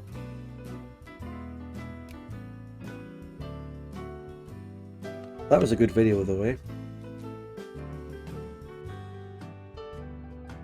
8th of July was the end of the Venice series. Wow, really?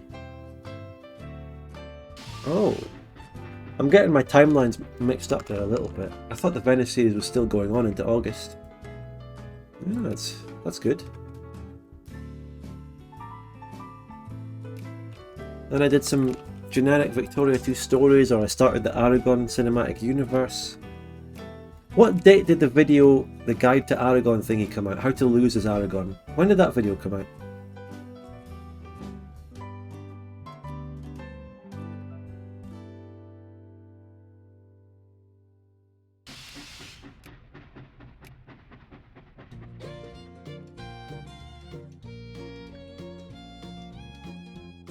And what Victoria 3 related? 15th of July. Okay.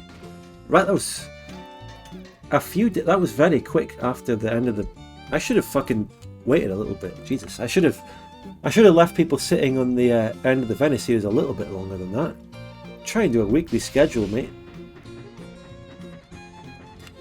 And throughout my time doing schedules on my YouTube videos, whenever I've been unable to do a weekly schedule, you know, whenever I've reached the point where I'm like, damn, I'm not going to be able to get a video out this week, we're going to have to be 2 weeks this time, I always look back at the times that I released videos sooner than 1 week, and I go, fuck, I shouldn't have done that. I need to space it out. I really wish I had a backlog of videos and I could save it a little bit and just do that. I was in that sort of position really early on, like in the times in the Muscovy series. I had backlogs of stuff. Oh my god, like I was able to fly through videos so quickly then because I edited so fast because I had less complicated editing. I talked about it at the start of the stream, but do you remember 1 week where I released... I remember it well, but there was one single week where I released an episode of the Muscovy series, the legendary Iberian War, the naval encirclement video, and then another episode of the Muscovy series in 1 week. I think I did that. Can any researchers go back even further to that and find that? I called it I fucking advertised it on a community post as well, like I called it a mad week of Victoria or something. I remember this. Like I would do anything to get that level of backlog again. I can't, it's just the videos are so complex and I've got a life because we're not in the fucking COVID lockdowns anymore.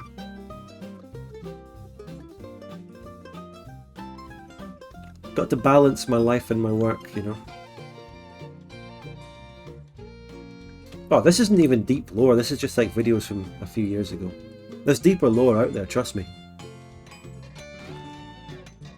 One day you might know about it.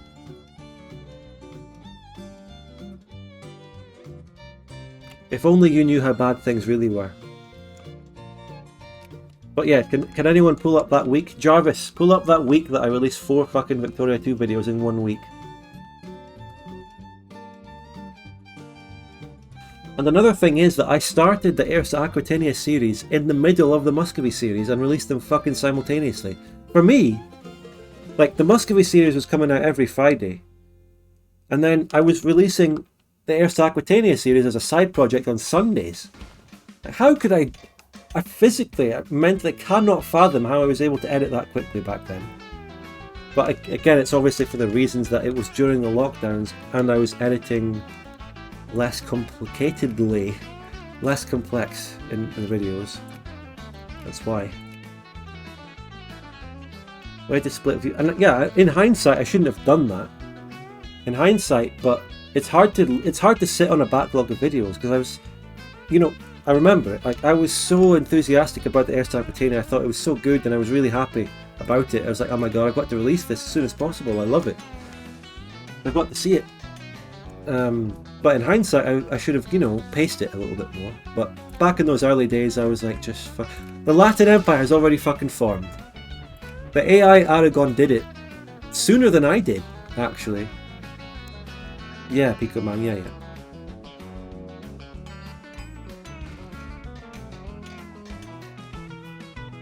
You know, if I want to pace myself, but, you know, yeah, I want to pace myself, but I also don't like sitting on videos that I'm really enthusiastic to release, which is why I think I'm going to give you that fucking...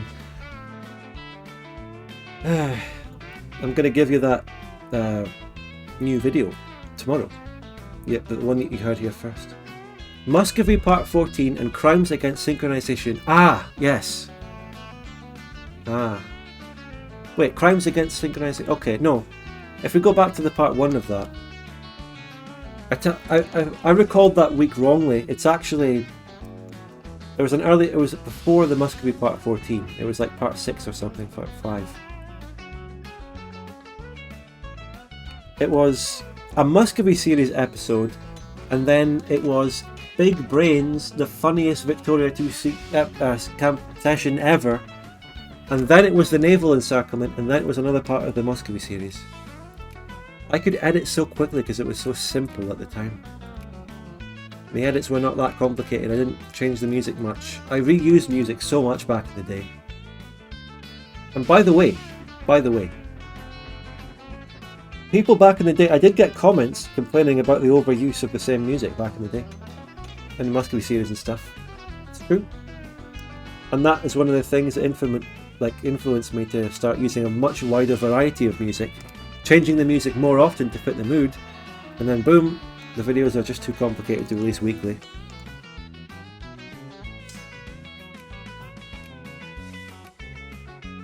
You get deep lore on these streams, you know, but the productions have gotten much larger and complex, yeah.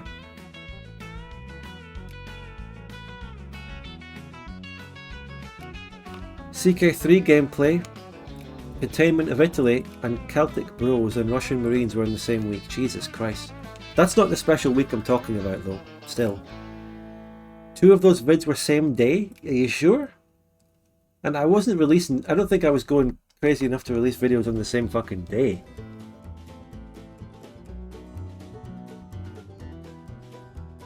I don't think I was going that fast, was I? No way. Oh, the CK3 vid. Okay, that was a little meme video. That doesn't count. That was a silly little fucking meme. Okay. By the way, that brings me on to another topic about the channel. I should save these topics for a discussion stream on YouTube with PieChucker and stuff. Like, I'm actually planning to do a discussion stream with PieChucker this week. Maybe Wednesday or Thursday. And these are the sort of topics I should leave for that. And I should focus on the game here. But we're not getting that many events here in the game. Do I just attack Gran Colombia now or something? Something to do? What could I take from them? But will I get... Someone give me a spoiler now. Do I get events against Gran Colombia? It's all quiet on the Plantagenian front. I'm just building up. The country's running itself. Unfortunately, I'm dropping out of great power status, which is sad. But I just can't cling on when nations like the Latin Empire are forming. Who are the great powers? Lotharingia, Latin Empire, Bohemia, all ahead of me. Who's number 8? Just above me. And the Danubian Federation is the one taking me down. I just can't handle it. Isn't the industry lacking? Yeah. I don't get any fucking machine parts. So I can't build new industry, and I can barely... The industry I even have right now is generally unprofitable. You might need to drop out of GP then. Well, there's a decision to take the northern parts, but it's possible only if they fall apart. Yeah? Yes. That's the week I was talking about, Taggy. The wrong empire. Encircled Navy, Big Brains, Muscovy Part 5, Wholesome We Poland were in the same week, pretty much back to back. Yeah, that's the one. Did I do any streams in that week as well? Maybe that's one of the things I added to it. Because back then I was streaming like my fucking Bohemia campaign and a God of Cheese game. Can you believe that I used to stream a God of Cheese campaign and now God of Cheese is gone forever? A new DoD submod? No, this is a fork. This is DoD fan fork! Exclamation mark mod. Industry. If I could get a party that could build an industry. But, you know, I just don't have any. Gone but not forgotten. We used to really make fun of his modding and the things he added to his mods and the crazy changes. But at the end of the day, he was innovating so much. And things that he experimented with back in the day. Look, I can say that, but I mean, the way he experimented was that he would put a random new change, barely tested, and put it in a multiplayer campaign, and it would ruin the campaign. So I can look back and go, oh my god, God of Cheese was a legend, but you know, at the time, it was actually fucking annoying, some of the things he did. Doesn't mean to say he's a bad person or a bad modder or anything, but just a few little issues. Claim the Sioux hinterland. Terre Rouge. Oh, we gained a lot of land there. Ooh. Is that enough to put me back up to great power? I doubt it. Now let's... I don't need a naval tech, actually. Let's get this one for research points and industry. That's a lot of land. That's a large amount of territory. And the Qingchu have taken the rest, so we have a nice, comfy border.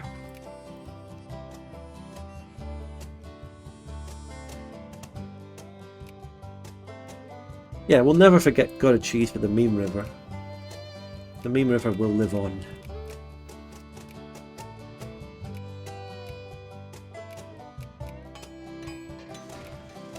Fortunately, encompassing or incorporating all these new colonies means I don't have any more fucking colonial points. Should you sphere Ronst? I already have, but I'm going to lose them because I'm dropping out of Great Power anyway. We should do Meme River too, but this time somewhere else. You get cores on Eastern Lusitania, but as far as I know, Gran Colombia collapses before you get those cores. Well, will Gran Colombia actually collapse though? It could still happen. Eastern Lusitania.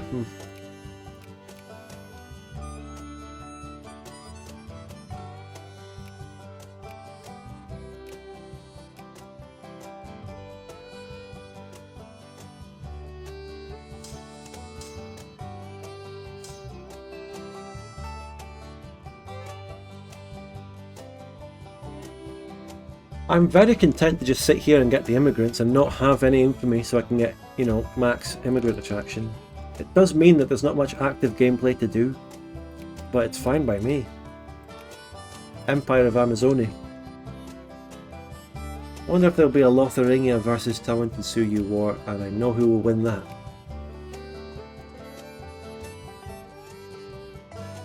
You get cores on Bahia, Texas and Rio Grande. That is exactly what I was wondering, so there's no point taking any of them. But I could take Colombia and Terras Vermelhas. This is of course only if they fall apart. I don't know if Gran Colombia will collapse. They should. Can we start shitting Cuba without breaking anything? Well, that does mean a war against Spain that I probably can't win. Do I get cores on Cuba? Anyone?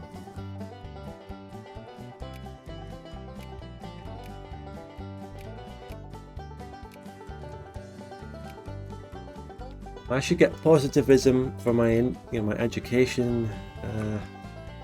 Plantagenia nationalisation, that's a generic event. 2, plurality. Absolute bangers on the stream today. Absolute bangers of music. Just great, great stuff.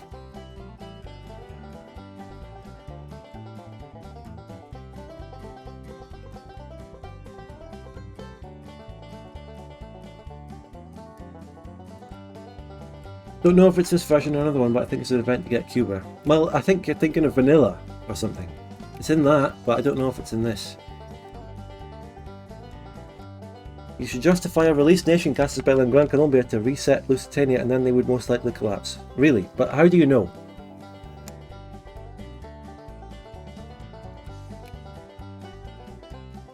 Lusitania... Releasing Lusitania... How much do they really get? They get quite a lot. Lusitania would be big and then I'll get cores in some of it.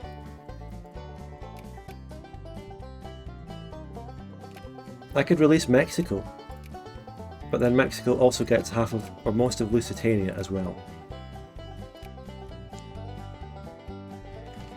If I release something in the south, would that collapse them? Oaxaca. Maybe I release Central America. You know, maybe I will actually release the United Provinces of Salvador, and then I would get the Panama Canal puppet. I'm going to do that. You know, that's my special military operation. I'm going to release the Salvador, I'm going to release the Central Americans. That's something that there's no chance of me getting a core on anyway, so it won't interrupt anything. And then that's the Panama Canal secured and another ally puppet thingy down in the south. That's what I'm going to do, lads. Liberty must always be defended.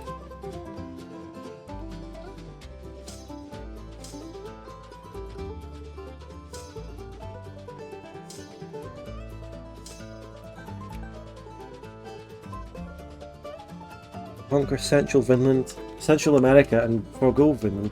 Golden Circle, yeah, Golden Circle and all that shite. Cheeky wee holiday to Panama. Lads' holiday in Panama. Lads' holiday.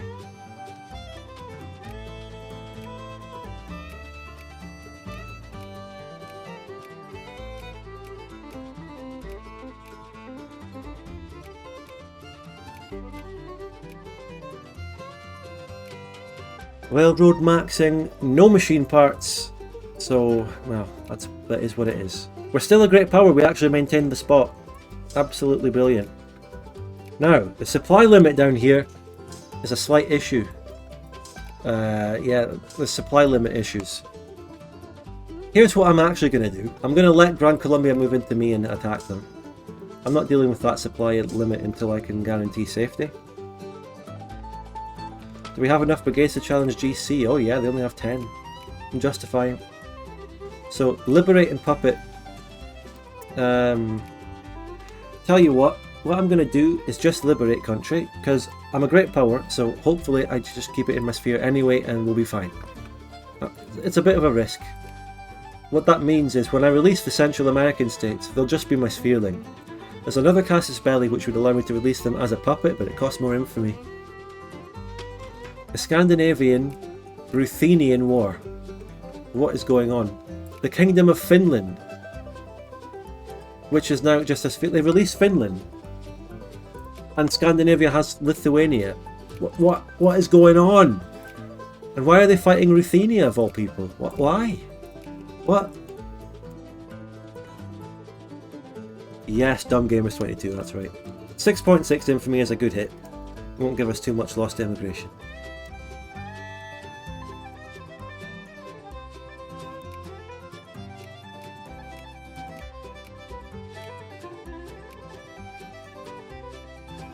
I'll get cores? What, on the south? Central America? No. I don't see myself ever getting cores in Central America.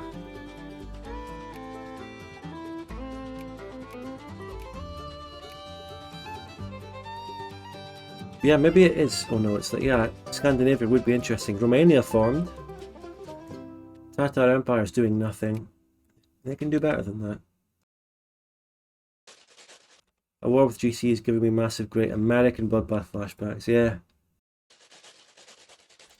Maybe one benefit of this stream for me is that I can get people rewatching the American bloodbath, you know.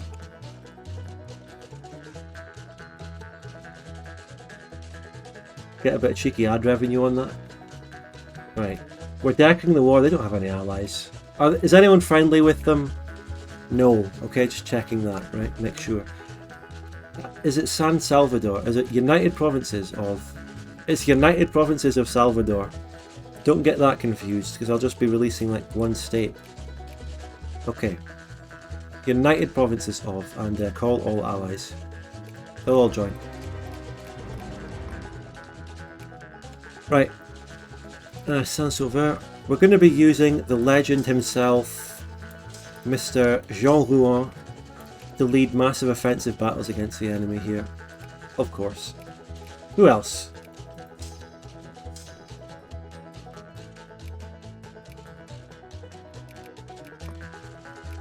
We've got Ching Chu in the war as well, and Ching Chu is about to take the brunt of the Grand Colombian offensive over there. 12k attacking 18k. Crazy.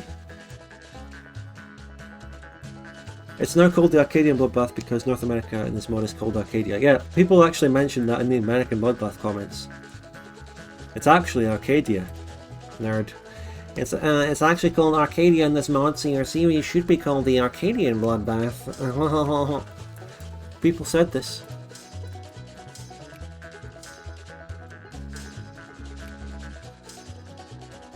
The Cherokees are coming in, but I'm just going to let them do their thing. I'm not going to actually control them this time. You know, maybe I will actually just have to move in. Actually... should I just move in? I'll let my AI siege them, and then I'll back them up if they ever need to fight a battle. That's the deal, okay?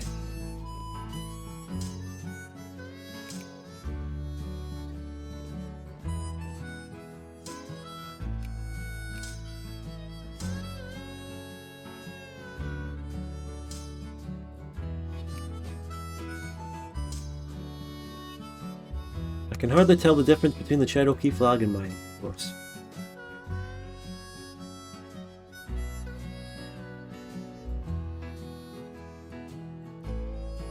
Attrition.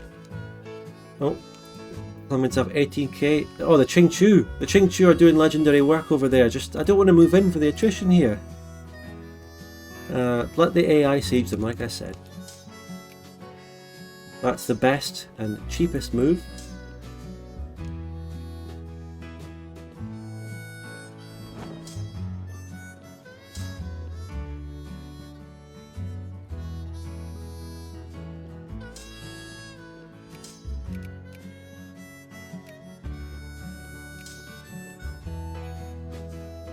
Where the fuck are the Grand Colombians going? Where the actual fuck are they going? Let's get Jean-Louis on and get ready to attack.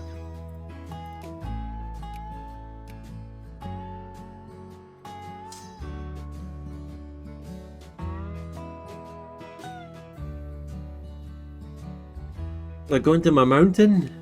Let them, I suppose.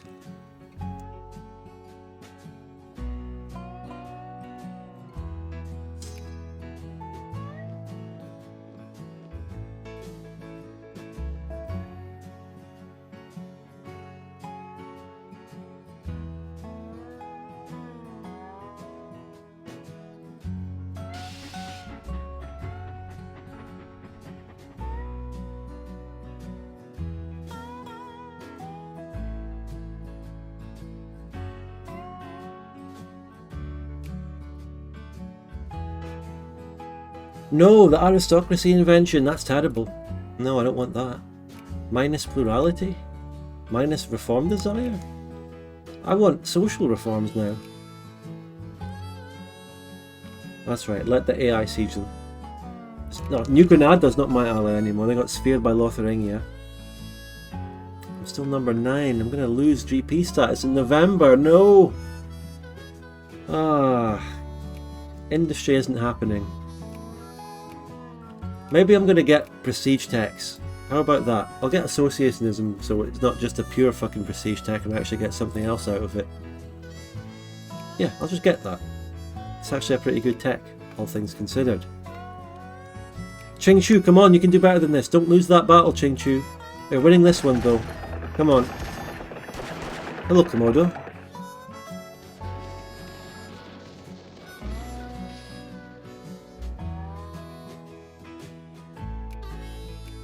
Oh, look at that. I have the supply limit to start moving down the coast now a little bit.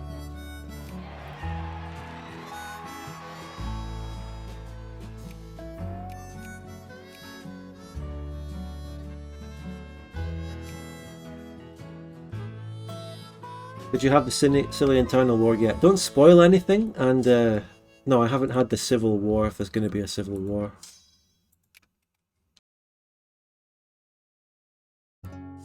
I'm going to go and siege by splitting the stack in half. We do need to siege them a little bit.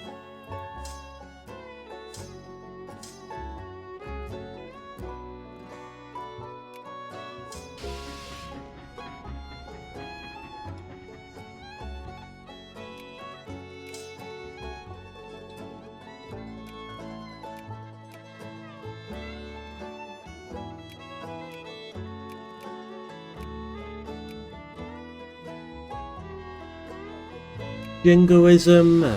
All the Grand Colombian army has gone towards Qingchu, so they can fight that. They can deal with it, not me.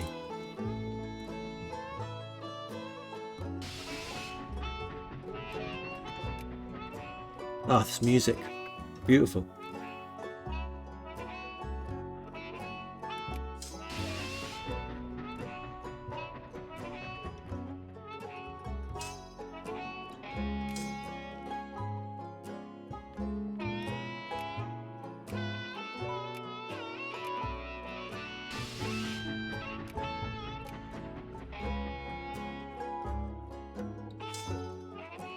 So comfy. This, by the way, is a 100 war score war. None of my allies are getting anything, and we have to full siege them down.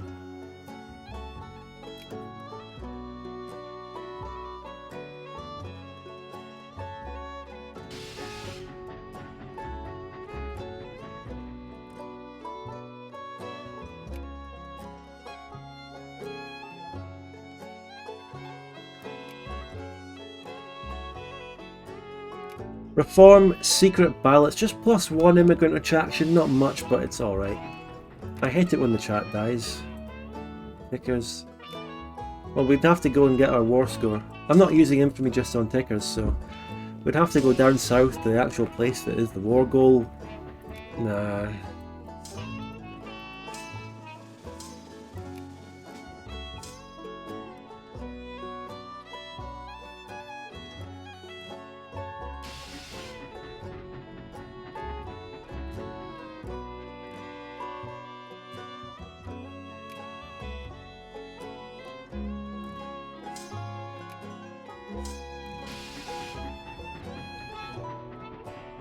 I'm just playing as Plantagenia as well. Chad Todd's playthrough is much ahead of me because he's already abolished his fucking monarchy, as we all know.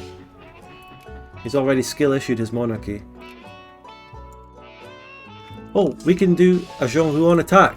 Yes, let's go. We can actually fight their army for the first time. A Jean Huon classic coming right up. Yeah, Luna Lu, thank you for tuning in. I suppose I'm streaming very frequently now. Twice on a weekend, one after the other. But glad to have you here.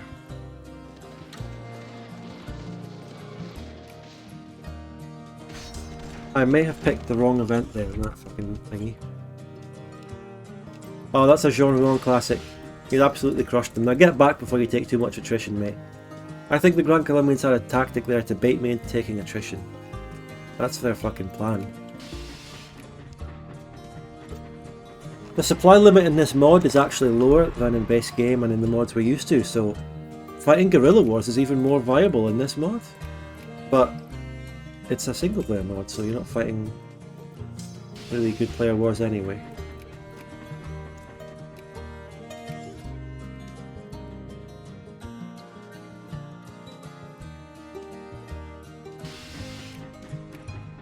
Only 19 war score, just a couple more to get now. Just a little bit more war score.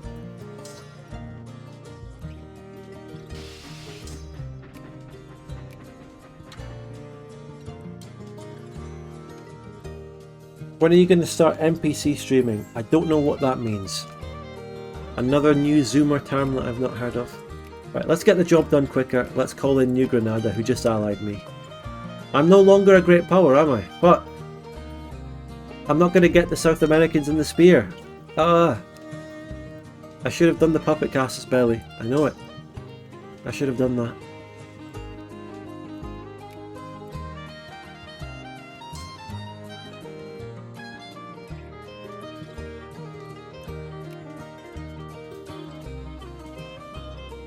I don't know what that... I don't know that either though. I don't know what that is, Komodo. This is another trend. I don't know. I don't fucking know.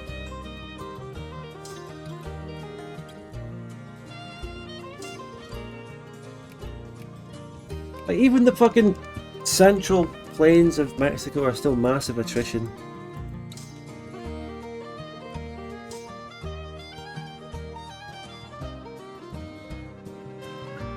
Just saying the same sentences over and over again from getting donations or subs. Well, I don't get donations or subs, so I couldn't do it anyway.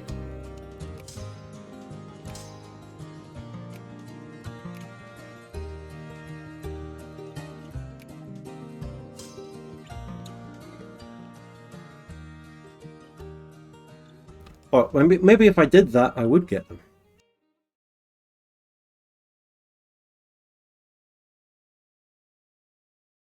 How did I do on the Cowboy King Civil War to free the slaves? What Cowboy King Civil War? What are you talking about? No Civil War happened. It didn't. It really didn't.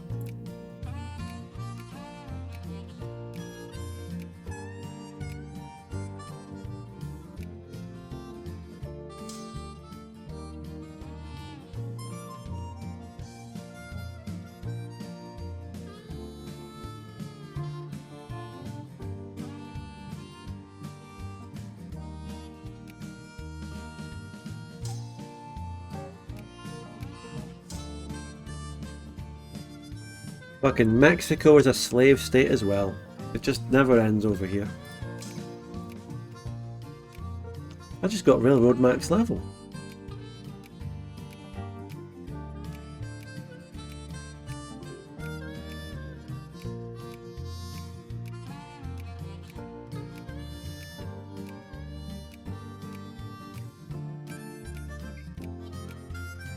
Don't trust my capitalists, they're shite. Michael, stop there. I gathered that is the case anyway. I pretty much get it. You know, I didn't do it by royal decree, therefore I have to wait until 1900, because I already read the event where it says you can't do it until 1900. I gathered that, basically. What's the war score? 26. We're losing battle war score because the Qingchuians are not doing that well. Let's send in fucking Zhongluan for another Zhongluan classic attack.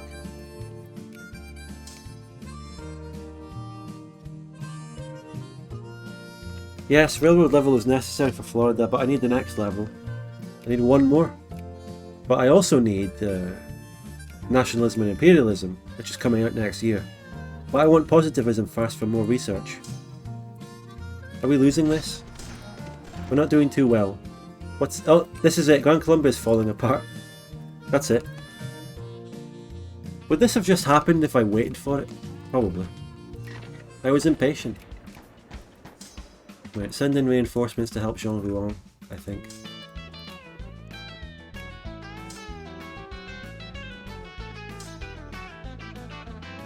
I won anyway. Go back, go back. Even out that battle war score, that's important. More than that.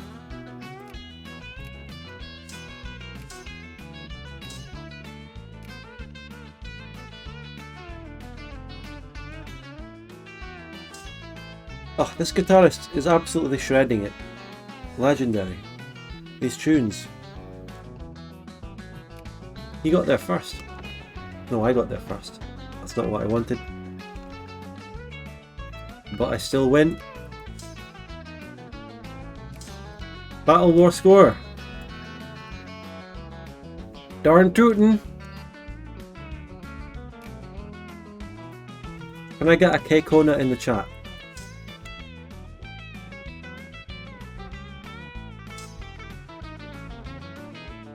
There should have been a lot more K-Konas in the chat throughout this whole stream, actually.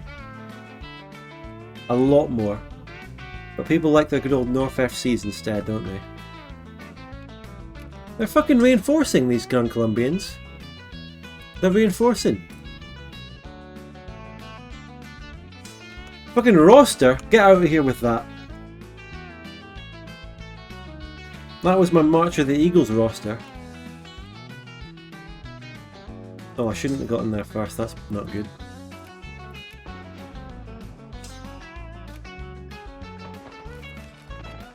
That was a good March of the Eagles session though. I had fun then. Right. Problem with Jean Rouen is actually that he's a speed general. So when he's following up, he actually gets to the province before the enemy. He's too fast for his own good, and he ends up getting attacked and he's a 3-1. So look, he just did it again. Mate, this is single player. This is single player. There's no roster. Well, there is, it's just me.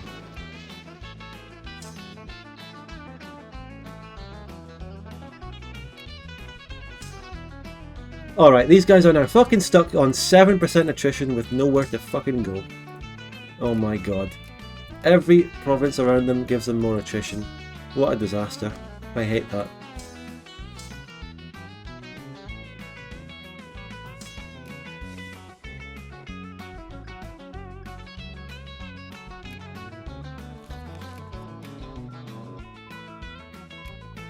Oh, it's 1860, you know what that means?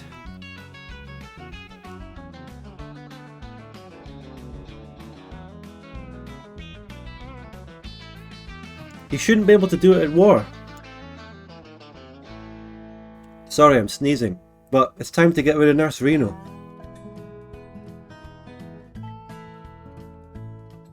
Ah, excuse me, wait.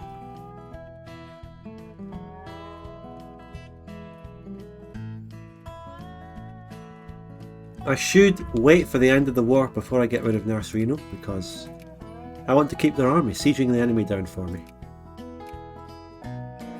Positivism or empiricism? A little bit of education deficiency, yeah, this is good.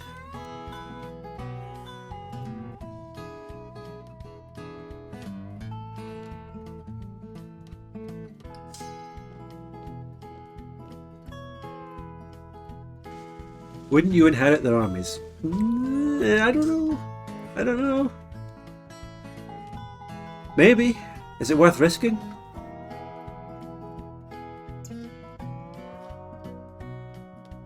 Let it be like a post-war celebration. We're giving them equal status as citizens, you know? They've earned it after the war.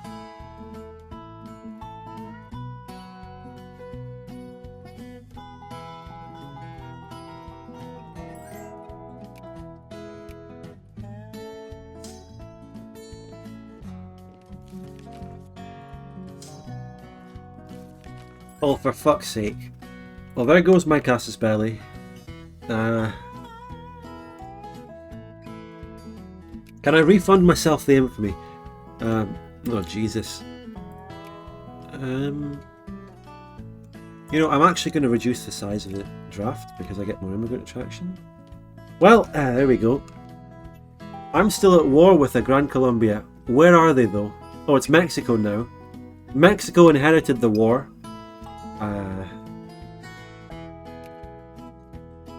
Well, listen, I need people to explain the events. So, how does the Gran Colombia, how does their dismantlement actually happen? Did I make it happen, or would it have happened anyway? That's what I want to know. Remember, people were telling me to do this. People were telling me to go to war with them in order to do this. In order to make them collapse. So, was I being fed fake news? Is it like war exhaustion that gives them it? Or is it being at war? Is it something that I could have caused? No, I could still take something from them, but I don't know what it would be. What could I take from them, you know? Nothing. Probably just a waste of infamy. War reparations, mate, I don't need money. I need pops, so I need immigrant attraction.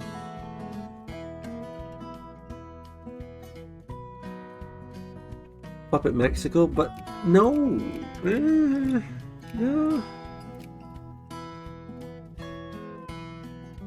They still have more event chains to go down. Use money to buy pops. You can still do that. For all I know, that's actually one of the options events. Immigration CB. Take immigration. Acquire state mid. Yeah. Refund your infamy and let it be. I'm not even going to refund the infamy because we're not at that point. But, well, I can give my allies their war goals. There you go, that's something. Fond Superior, which is this country, is going to cut them down to size.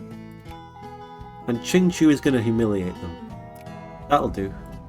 GG, lads. And by the way, to celebrate the great victory, the Tsalagi are being promoted to equal citizens, and I will not extend slavery to them. Did I inherit the army? No. No, I don't think I did. No. It would have been around here. It would have been here.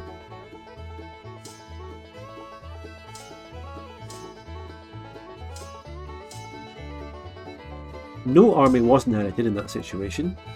Equal citizens, look, no mate, listen. There is a way to accept them, isn't there? Can I pay respects to a great power and get in a spear? Would Burgundy spear me?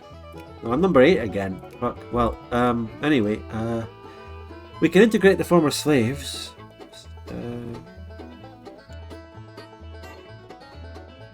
Now, we took the decision at the start of the game to actually assimilate natives instead of annexing, or instead of accepting them, I think.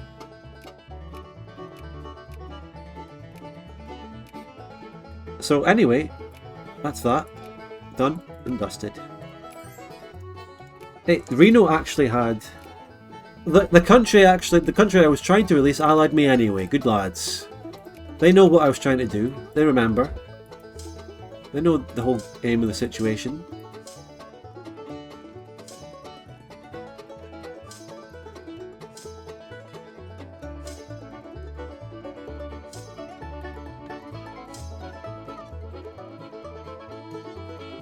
What does the industrial upgrade decision do, Spud? You pay money to get industrial researches. Yeah. Look, you pay money, you get 2 techs.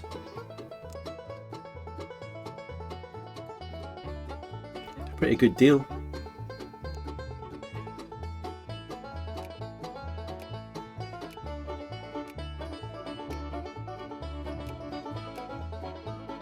I just inherited the Cherokee soldier pops, and there were quite a lot of them.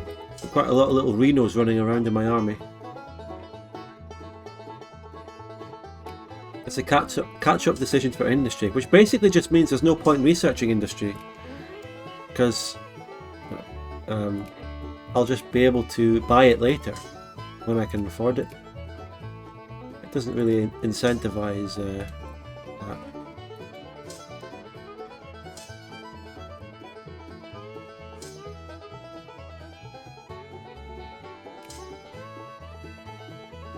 Put the armies back together after splitting them, and get a trade policy.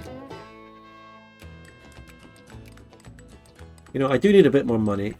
Hey, my pop's not getting their needs here. Whoa. A bit more money though, because I want to buy railroads and shit.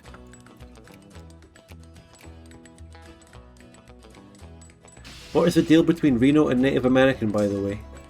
Well, Nurse Reno, I mean, I don't know. I think everyone knows enough now, so it's not exactly personal detail.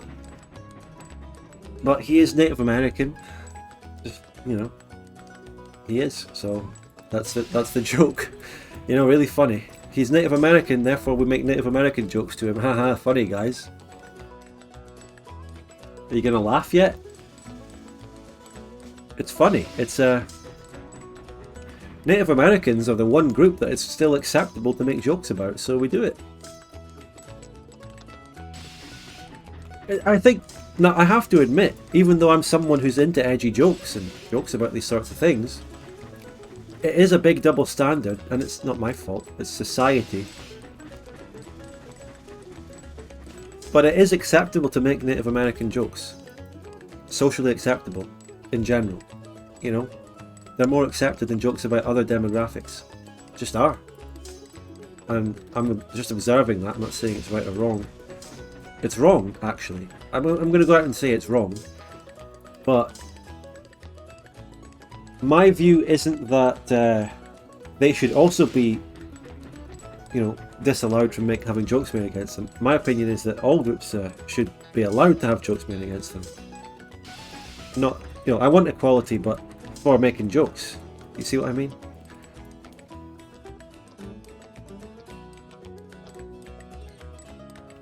Also, Roma people, yeah, maybe Roma people is okay to make a bit more jokes about as well, but I'd still say that you maybe get a little pushback on that as well. I don't know. These are just my, like, random fucking impressions, not really based on anything objective.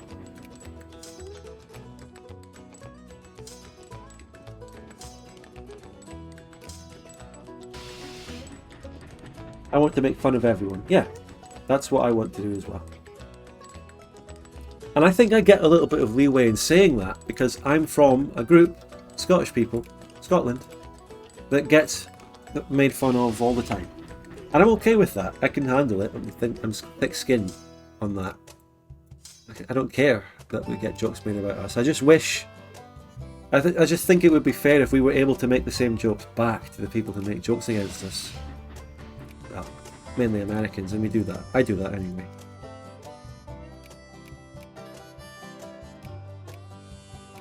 I will happily make fun of Americans on this stream, and I often do.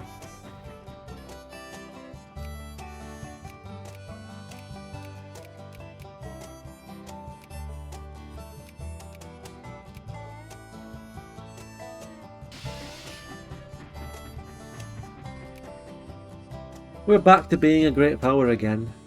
Seize the means of production. Did someone build industry in me while I was secondary? I mean, I'll take it. Please, give me the industry. Jesus Christ. Whatever they built. Thanks. I love the song in the background. What group is it? It is 1 hour country music mix. 60 min of royalty-free country, bluegrass, Americana and folk music. We're currently on minute 16, so if I look at the description, there's no description or comment saying which songs are at which time. I'm sorry, you're on your own. There's a link in the chat, shout out to this playlist and all that.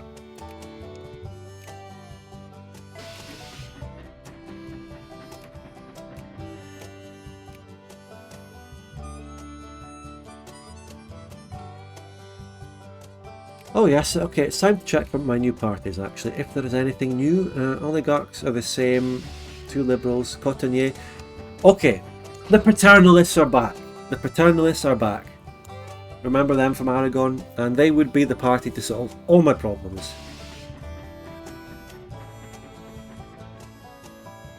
Yeah, we just go for them.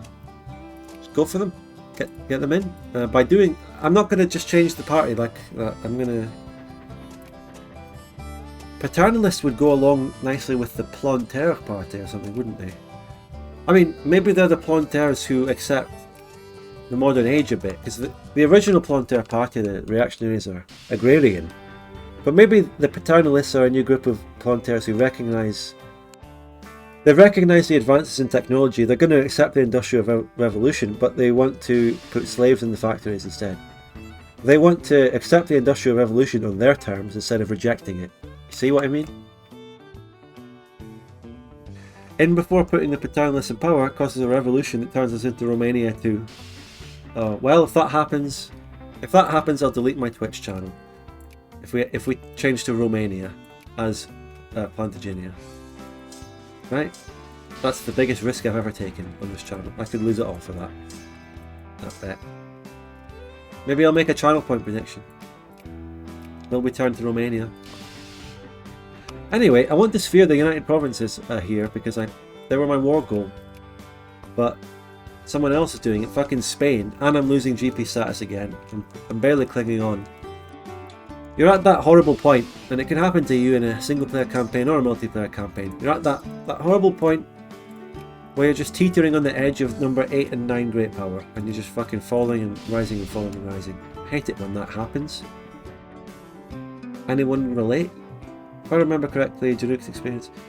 Explanations. Paternalism designates the urban right wing as opposed to the rural right wing of reactionaries. Okay, I see. Well, maybe they're in the capital, Nouvelle Orleans, something like that, you know.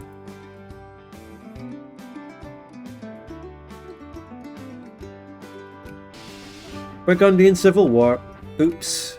Burgundy versus the Kingdom of Burgundy. Republic versus Absolute Monarchy. The Crown of Tuscany has been released as a semi-autonomous thingy. I guess this Latin Empire here, which is actually more successful than mine, it formed much earlier than I did. Which is sad. I don't know how the AI pulled that off.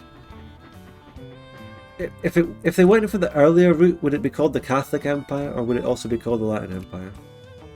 Because there was an earlier path to get earlier formable Catholic Empire, Catholic thing. But would it be called that instead? So, you know what I mean. The Naya Hope War, Northlander Union. So there's a civil war down there as well. It's all kicking off.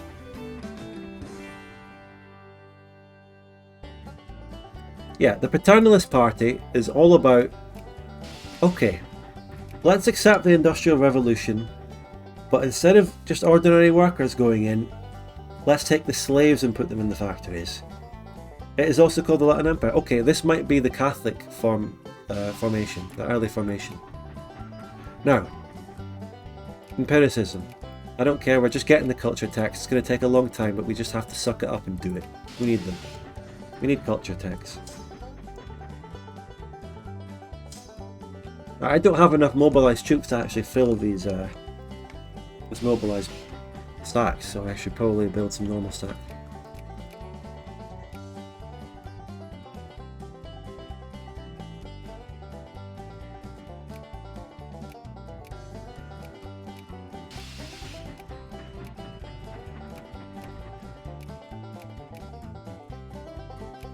Otherwise,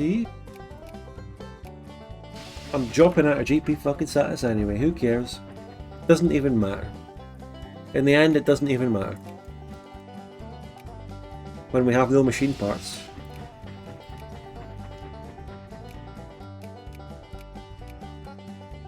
Oh, the dual monarchy's going in as well, it's over. And we're losing GP status. We'll never get the centrals. It's so over.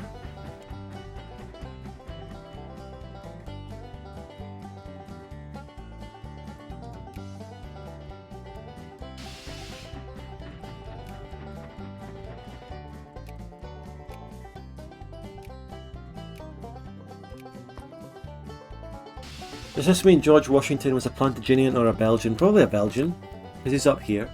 And the Belgian Confederacy is more like the Republic, federal country, than Plantagenia. Plantagenia is a monarchy.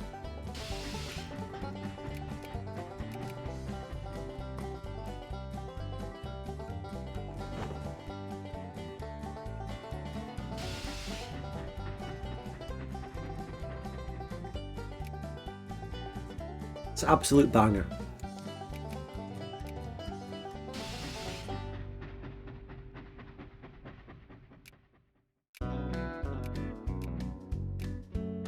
Oh, what's that? Another banger? Yep. He was from Virginia. Well,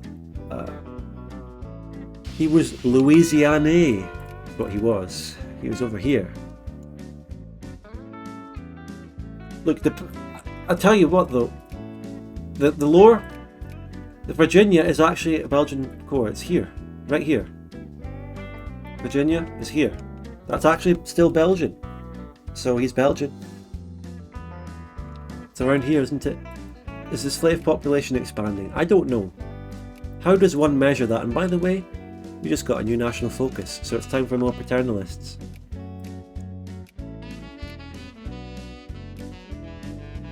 How do I measure to see if the slaves are growing? That's Venetians are assimilating, good, right. Afro-Arcadian. You see those numbers going up? I don't see those numbers going up. I don't know if they're growing.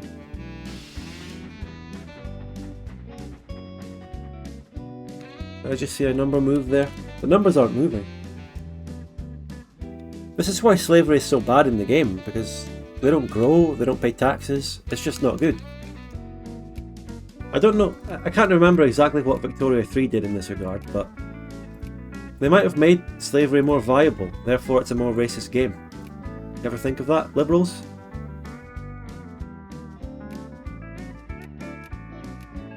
Checkmate.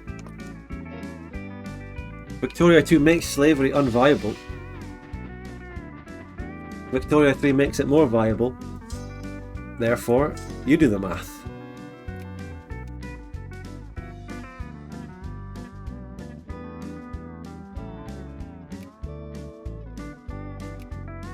The immigration is flying in. But Finland has been getting really good immigration the whole game and they have a lot of pops. So they're a threat. They're a threat. And they're also a really interesting playthrough, I'm sure.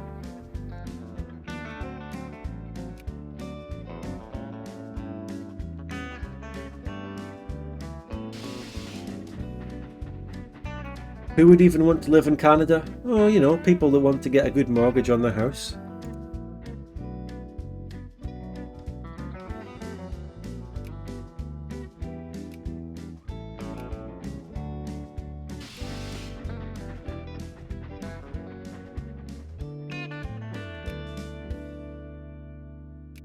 Wait, we're getting machine parts, we're getting machine parts. We're back. We're so back.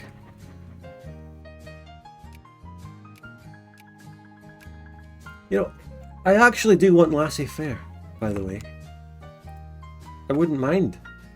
That is actually what I want to go for. But I don't have a laissez-faire fucking party other than this shitty one that's crap. Free trade. It's just not good. Only one laissez-faire party. And it's shit. Another one might spawn, or what they might change.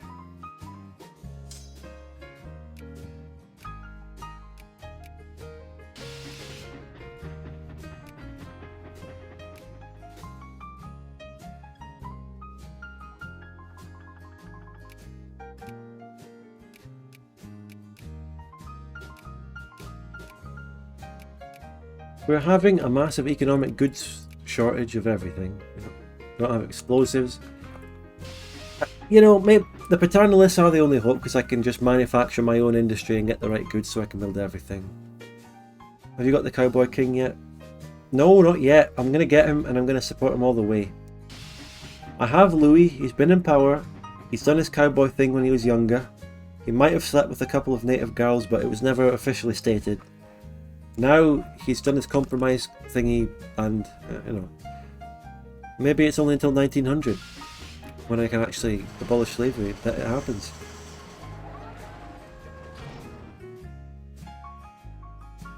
Yeah, in HFM, HPM, this isn't HBM, HFM necessarily, this is more PDM. I don't know though. Of course, the techs are really necessary when you want to do laissez-faire. The techs help you along, helps it work. Yeah, wait. But, yeah, I just don't have a good party for it. It's anti-military.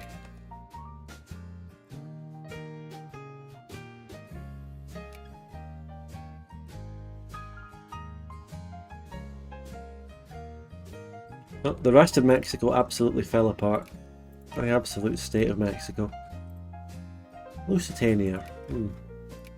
Lusitania is an interesting country. Portuguese descended, but they don't spawn at the start of the game, so it's hard to justify giving them any lore or event chains or anything, or any real hope of doing much, but I really find them interesting.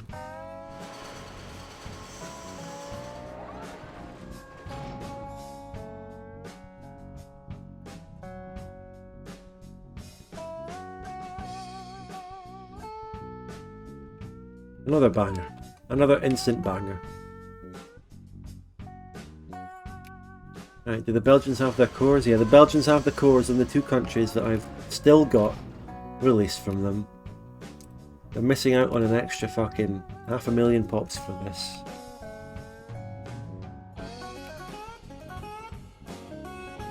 I put it up to speed 4 by the way, but I've said it before, but this mod does have performance issues for me. It's a bit slower.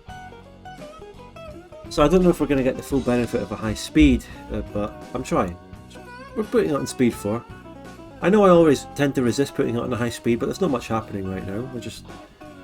We're just watching the green numbers go up slowly, which is obviously, you know, when Victoria 3 came out, people were like, oh my god, this game's so good because the green numbers go up, but we're sitting here in Victoria 2, just tending to the garden of our nation, watching our green numbers go up, watching our research be done, watching our pops grow, watching the paternal focus go up, watching my army increase, watching my literacy go up, getting more reforms, watching my industry slowly sort of build itself through industrialization and capitalists, and you know, people shit on this game, but it's much better at doing what Victoria 3 claims to do.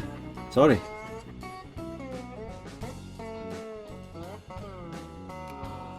Not sorry. Luxury furniture, oh my god, capitalists. Well, this is where the game falls down a bit, you know, that's what we all admit. The capitalists in Victoria 2, they don't build that good factories, but at least it has capitalists, unlike Victoria 3 up until they fucking about turned on that. Remember when Victoria 3 launched? No autonomous investment. Then they introduce it later, a little bit, because they fucking bow down to what the people wanted post-release, but they never fucking listened to us pre-release. Why am I ranting about Victoria 3 again? You know, it's a dead horse. But still, it doesn't make me invalid, it doesn't make me wrong, eh?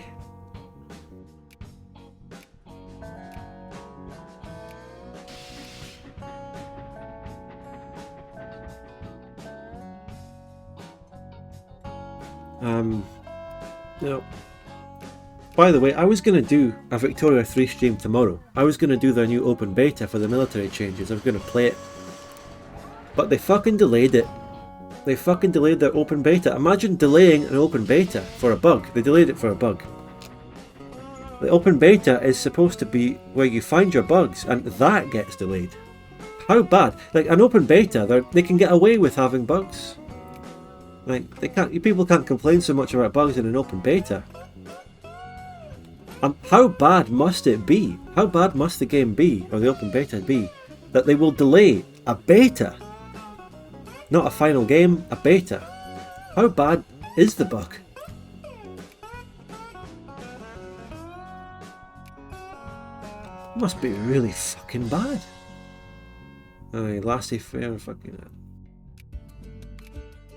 I need to pay a bit more attention to supporting what the paternalist parties would do. Are we rising? Electorate vote is already rapidly increasing for them. It's nice to see. Right, let's hold another immediate election. So yeah, I was a little bit annoyed that my plan got threw off by Victoria 3 there. Oh my god, Russia formed. I don't even think we saw that at all in the last campaign. They did it. They formed Russia. Wow.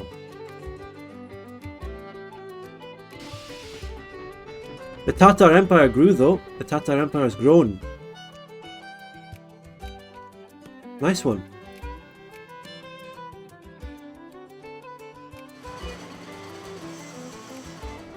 Scandinavia got Balters accepted, and that's the one place they don't fucking have anyone. And what a complicated event. I don't know. Just give people more militancy.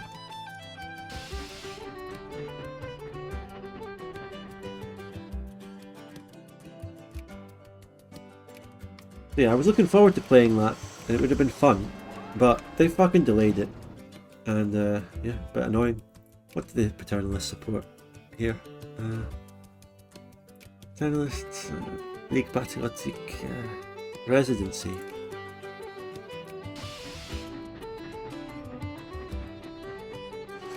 But it gives me more time to do this campaign anyway. And I will also say they barely communicated at all that delay to their open beta. Do you want to know how they informed everyone that the open beta was being delayed? Do you want to know? Do you want to know, chat? Can you guess, or do you already know?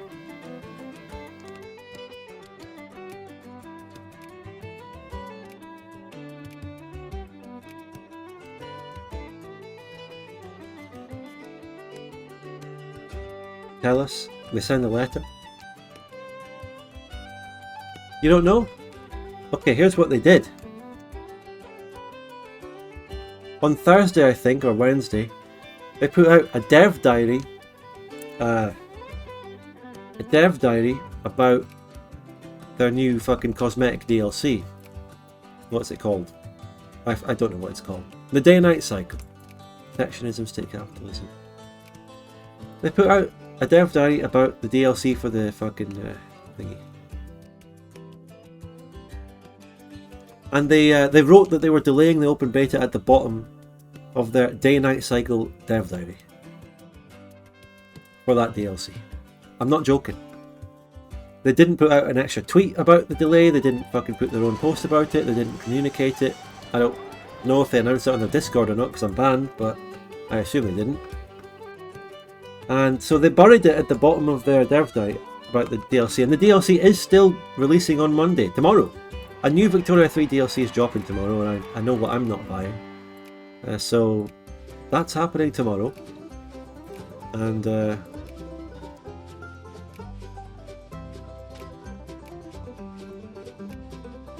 Elizabeth I in the dual monarchy. Yeah, the day-night cycle's dropping tomorrow. So, I mean, I don't have any... I can laugh at the day-night cycle DLC, but I don't have a complaint about it. Because it's a DLC. It's unnecessary. If you want to buy it, you buy it. If you don't...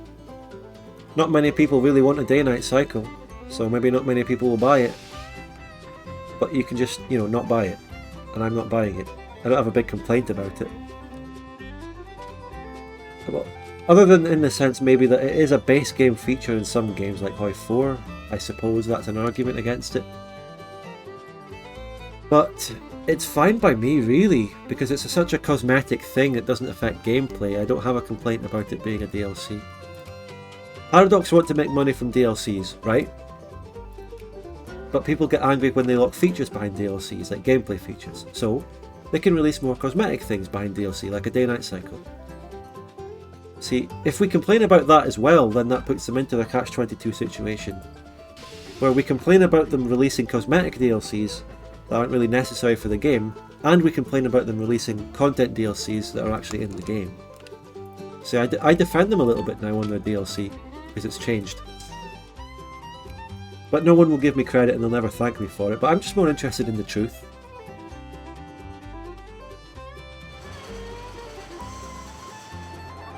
Immigration's ramping up. Look at this pop growth. Look at it.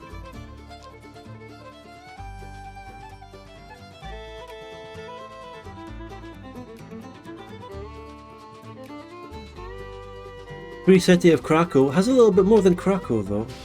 There's a little bit more than that there. They have Novi Targ and Częstochowa as well.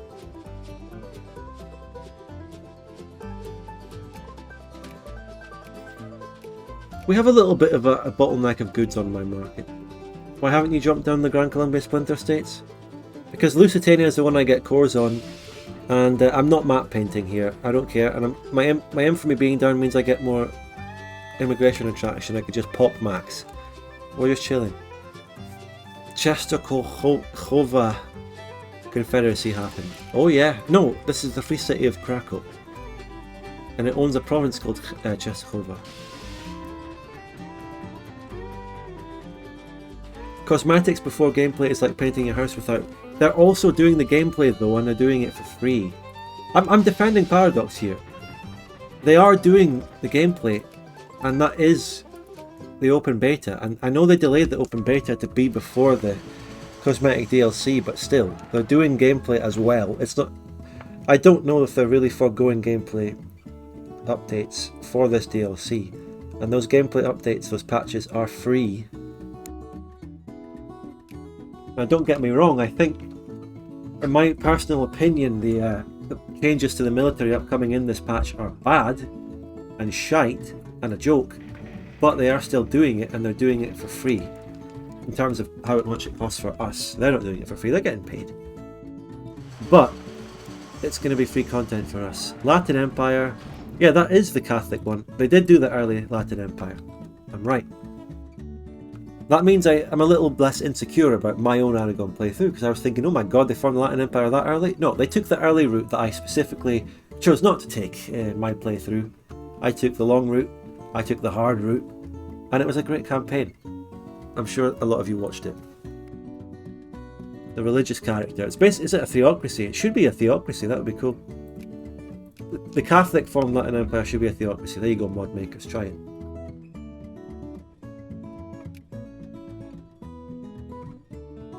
Death of Red Salt in Venice or something, I don't know. Oh, the Sublime Porte. Maybe Macedonia will go in on them with event chains. We have a slight problem in our military supply chain now, it's a little bit embarrassing. They have to do it for free because the game was bugged on launch. Maybe, yeah. They might be doing it now to save face on how bad the launch was, but either way, they're doing it. I mean, they're not changing the fundamental direction of the war system in the game. They changed the direction of the economy by adding capitalist autonomous investment. They about turned on that.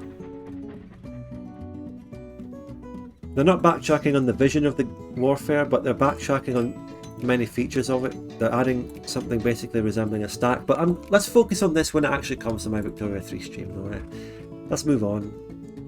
All the topics I want to talk about are topics I shouldn't talk about because they're just shite dead horses. The Bacoan drama, fucking Victoria 3. Let's just talk about football instead, eh? Talk about something more interesting. Let's look at the local football scores. What was the latest score? Let's see.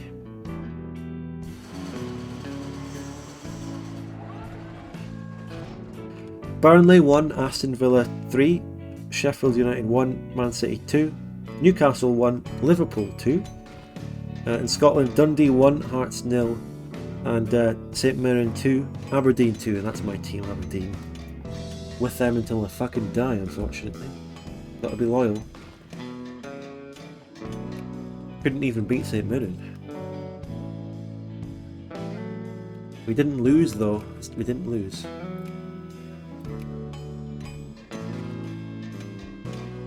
Oh, train accident. Oh. Oops. National tragedy.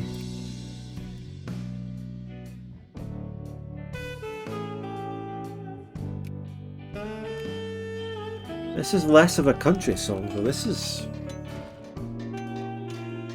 blues. Blues rock.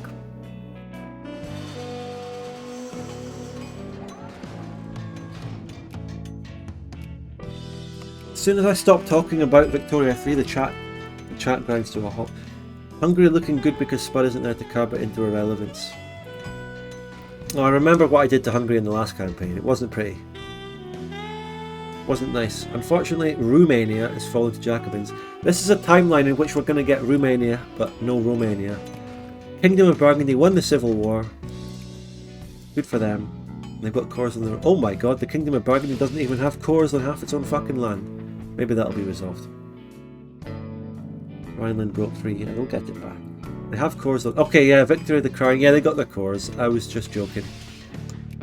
Did we become a great fucking power again, briefly? Oh, Jesus. We're number 9 and we're dropping again. What have you missed? Our Victoria 3 rant. That's what you missed. If you want to catch the Victoria 3 rant, watch the VOD when it comes out and skip to about 2 hours 15, 2 hours 30, somewhere there.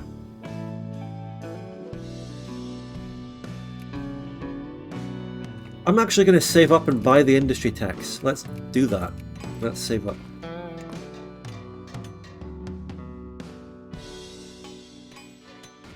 I'll say again though, this Latin Empire is not the real Latin Empire. This is the limited one that's Catholic and religious. I took the one that gives you more cores. I did the base version.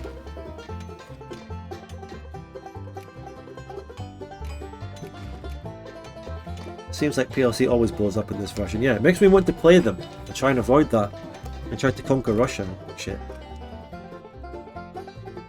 Will there be a Plantagenia in Liberia in this timeline? No, because we're not freeing the slaves and we don't want to send them somewhere else. We've got them for now until 1900. We're stuck with them until 1900. We don't need to send them to an African place. Fine.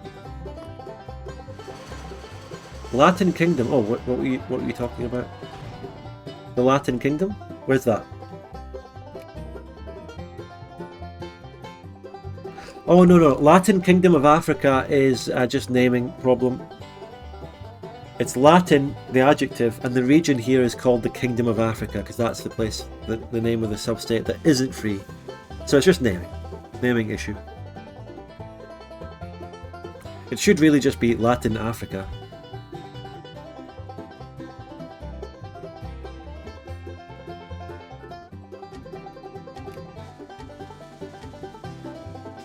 Were you not in an election? I've kind of lost track. I need to get back and try and get the paternalism.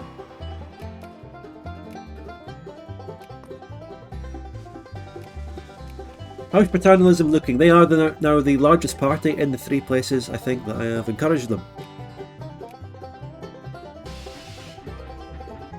They're not working out in Basse Valvoisie because that's not my accepted pops, so I'm going to move that down to Alibamon. They're dominant in Nouvelle France. Oh my god, I just boosted them. They are now the majority. The first genist. The growing threat of socialism. Oh.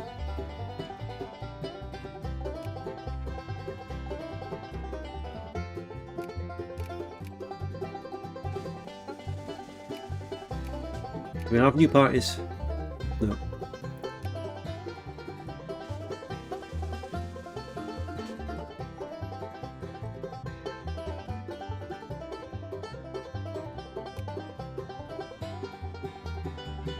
You know what, I should release a controversial video about what I talked about with Paradox's DLC and go something like, in defense of Paradox's DLC policy. People would hate me.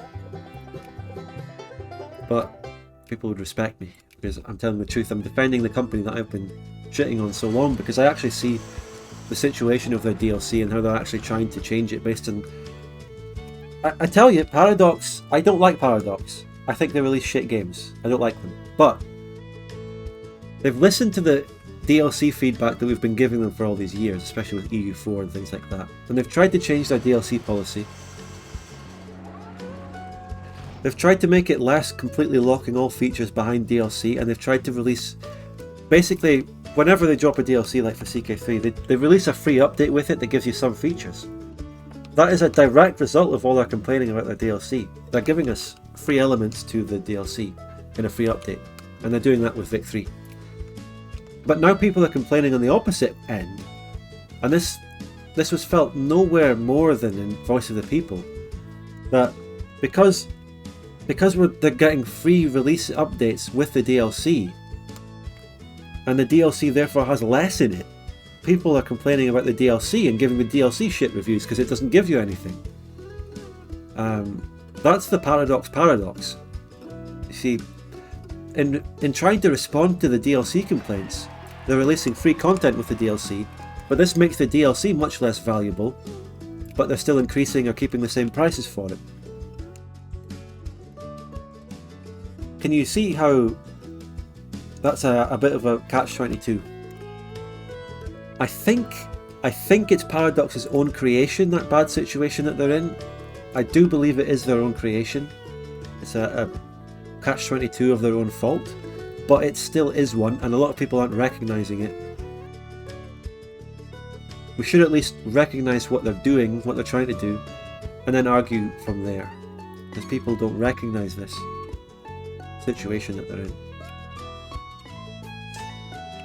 But, you know, I'd have a lot more time for them, and I'd be willing to defend them on this situation a lot more if they just didn't release shit games like Victoria 3 that completely shat on the sequel or the prequel that we all know and love.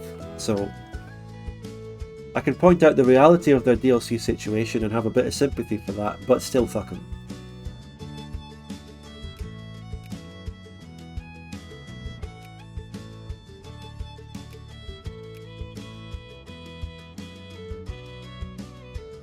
Vic 3 definitely needed a day and night cycle.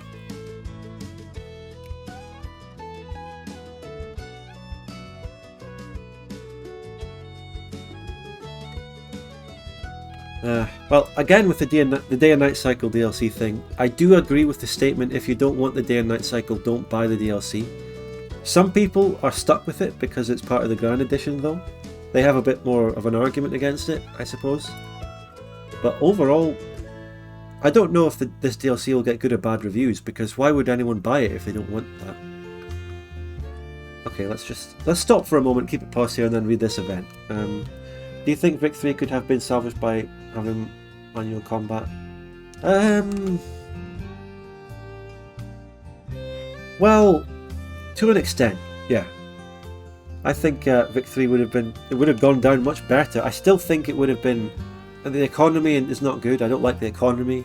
Don't really like the politics and stuff. Don't like the diplomacy. But if it did have a normal war system, then there would be a lot less complaints about it. Rather than being an actively horrible game, it would be more along the lines of just mediocre if it did have good war to salvage it a little bit. But I don't like the economy in it anyway. And I'd probably still prefer Vic 2, by far. Anyway, so the end of the Apache Empire. So commercial hunters were eradicated. This created an existential crisis among the Apache.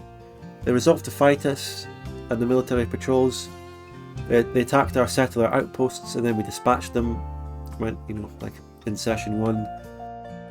The Apaches tried to string the Plantagenian soldiers along on an endless chase along the region. However, ruthless Scotch-Sharp policies caused the Apaches to run low on food and horses. The Battle of the Stockaded Plains saw the Apaches under their leader Cochise, that was a real guy, I think, finally stand their ground and attempt to destroy their pursuers, catch them at dawn. While Plantagenian forces sustained several casualties, the Apaches lost the battle and thus the war. Well,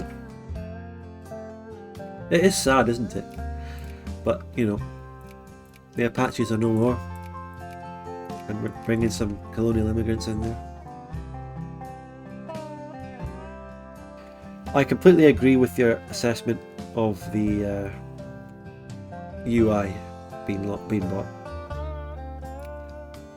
What's odd is that games like Deep Rock Galactic, there's another fucking space game that I will never be able to distinguish from others, by the way. Remember we were talking about that earlier? Whoa, we got another decision. Partition. Oh, we have the decision. Lusitania. I'm trying to read this comment. They're less pay for content and more so just pay us if you want to keep development going. I think that model is what Paradox might be trying to shift towards. I can't comment on how that other game does it, but yeah, you're right in the sense that Paradox probably want to shift towards that, but I think the state that Paradox is in with the community, there is so much bad faith. People really think Paradox are greedy. Even a lot of their supporters that like them don't, like them that much. So I don't know how willing people would be to do that. But again, I guess they do have lots of sycophantic supporters that will do anything anyway, so who knows. 8 infamy and we get cores on Bahia, Rio Grande and Texas. Yes, fucking please.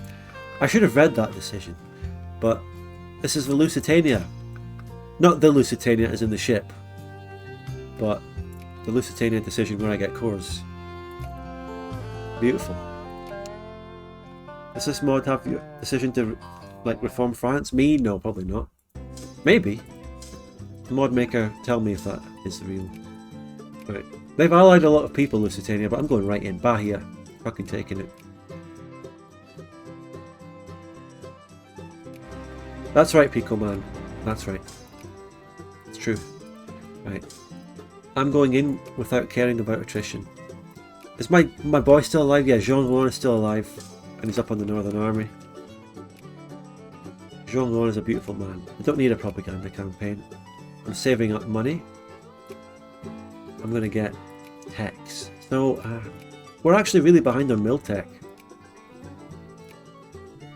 But 1870 we'll get Steel Railroad and then we'll get the thingy. Let's get mill tech.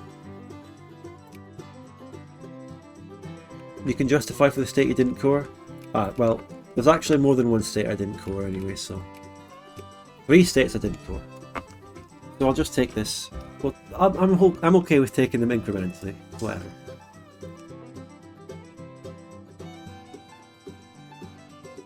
We are at war with a lot of people now. They've called in a few buddies. I didn't call anyone in. I'm calling in... No, Ching-Chu, you traitorous bastards! For fuck's sake! No!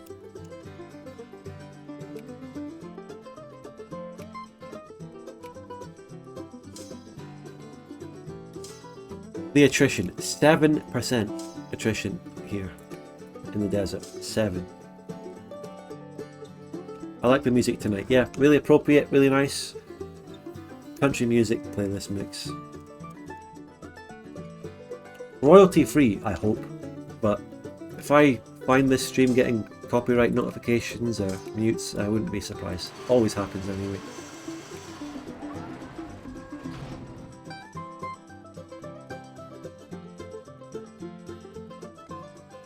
What's your Miltech, Mexico or Lusitania? Same as me. I wonder if I could pull off a classic Jean Rouen.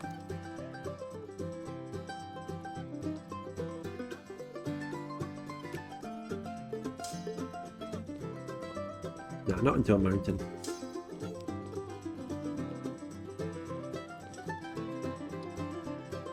You'd understand the attrition if you've ever been to West Texas. Well, I can't say I have ever been there, frankly. I can't say I have, and I don't think I have any plans to either.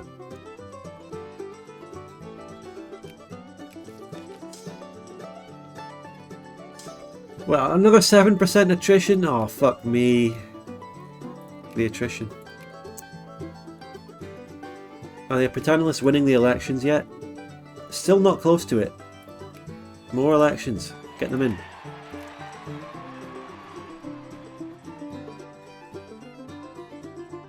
GeoGuessr. I should play GeoGuessr again. Funny you should mention that. Indochine. Yeah.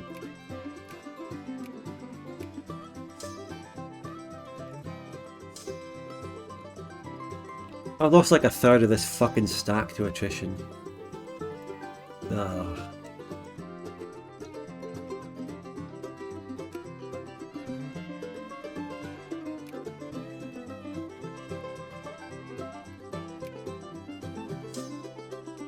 That's half the stack now. That's about half the stack lost.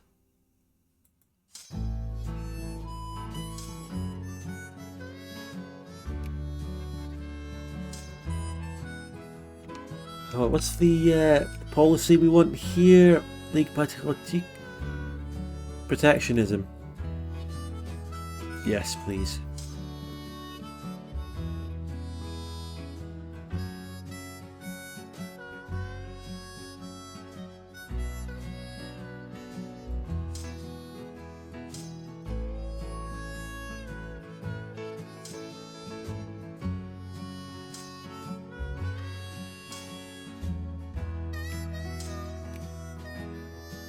Yes, Spud, see how loyal I am as a stream viewer. I was there in the 20 viewer GeoGuessr games. You were, and I remember, and it was fun. Support the paternal parties. Come on, get them in. Is paternal jingoist? I'm sure they are, right? Yeah, jingoism. Okay.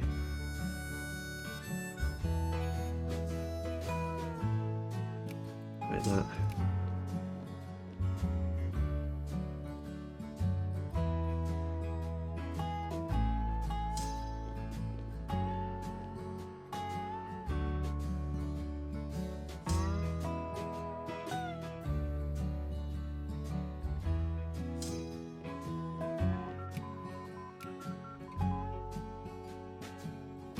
Military plans, that'll give us more mobilisation.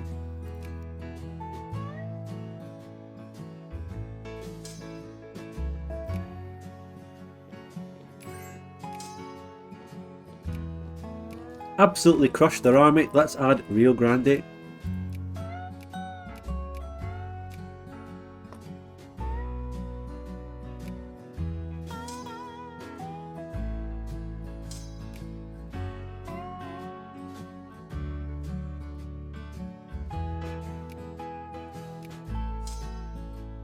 Oh, we didn't sack wipe them.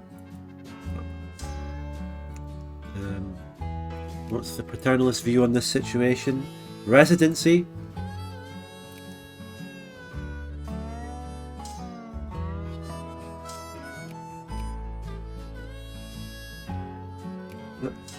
Someone to see you just suffered an earthquake. Let's wrap up the stream after this war, by the way. It's been another good one.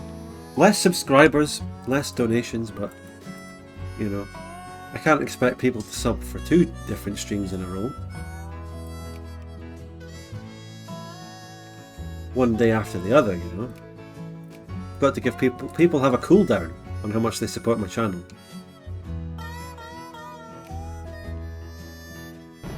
I'm at 98, and then we're going to be 99 thanks to Bounce. Bounce. Thank you, Bounce. Bounce. 8. Oh, we got. That's 100. We did it. It's easy. It is a Sunday. Yeah, so it's the weekend, so there should be more people. Isopropyl1314 gifted a tier 1 sub to Fredster Cooney. Thank you very much, Bounce. I was going to call you Bounce. Appreciate the new tier 1 sub. Welcome. And also, Isopropy, thank you for gifting. I will plan on subscribing sometime after Tuesday. I think Tuesday is going to be the next session of this stream, by the way. The next Plantagenia will be on Tuesday. I'm saying that here first. And you know what? I'm going to fuck the haters and I'm going to release this new video tomorrow. The one I promised earlier in the stream.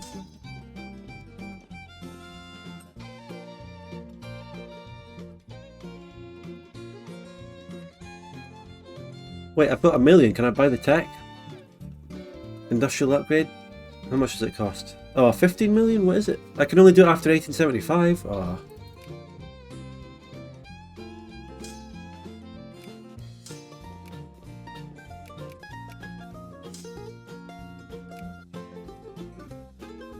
I guess I can only take 2 states this time.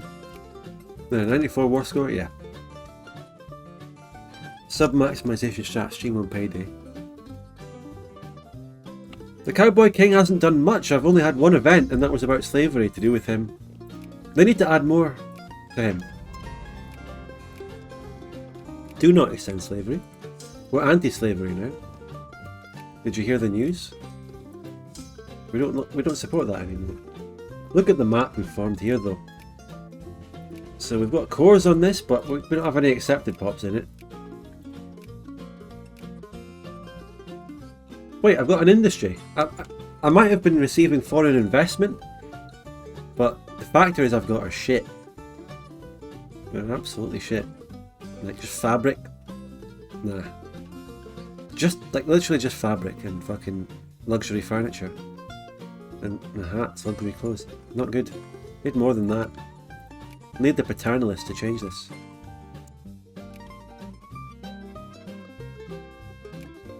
Alright, so I've got another national focus. Right, we're going to call it here. We got up to 100 subs. That's it, I can see it. 100 right there. Thanks everyone so much and for the modding. Well, we do have a hype train. We can chat for another few minutes. Comfy chatting. See the hype train through. If anyone wants to add to it.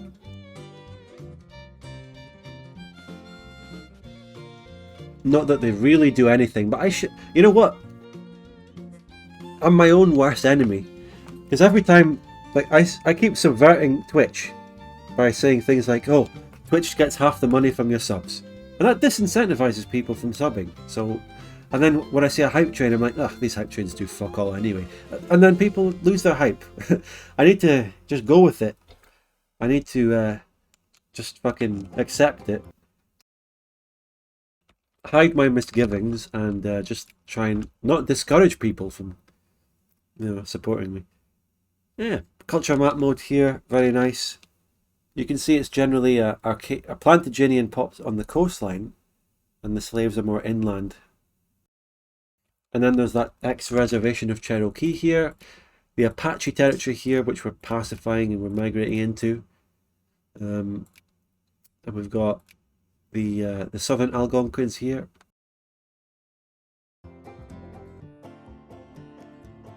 Who, another tribe that we've kind of conquered. Yeah. This is the Sioux people. We took a decision where we expanded into the Sioux hinterlands, which are around here. The main Sioux lands are controlled by the Skraeling Council. Now an accepted pop, are they? No. They're not even accepted pop of the Skraeling Council, and that's a fucking literal native council. Oh. I donate through Streamlabs, but not getting the pre-roll is that important to me. That's fine. I'm glad that people sub. The pre-roll must go. The Sioux tribe. That's my favourite tribe in America. They'd be good at football. Tell you what, the Skraeling Council would have the best football team because they've got the Sioux tribe under them. That's the answer to the football question that we originally had in session 1 of my Aragon campaign, which I edited into a video. What's the country in the middle AE? The Belgians again. Oh. When I defeated the Belgians first, they got balkanized, and this is one of them, and I've maintained it and allied it. There were other states that broke away too.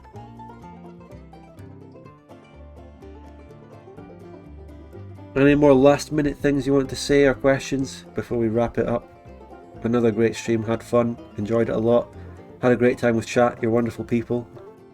Best Twitch chat on Twitch, hands down.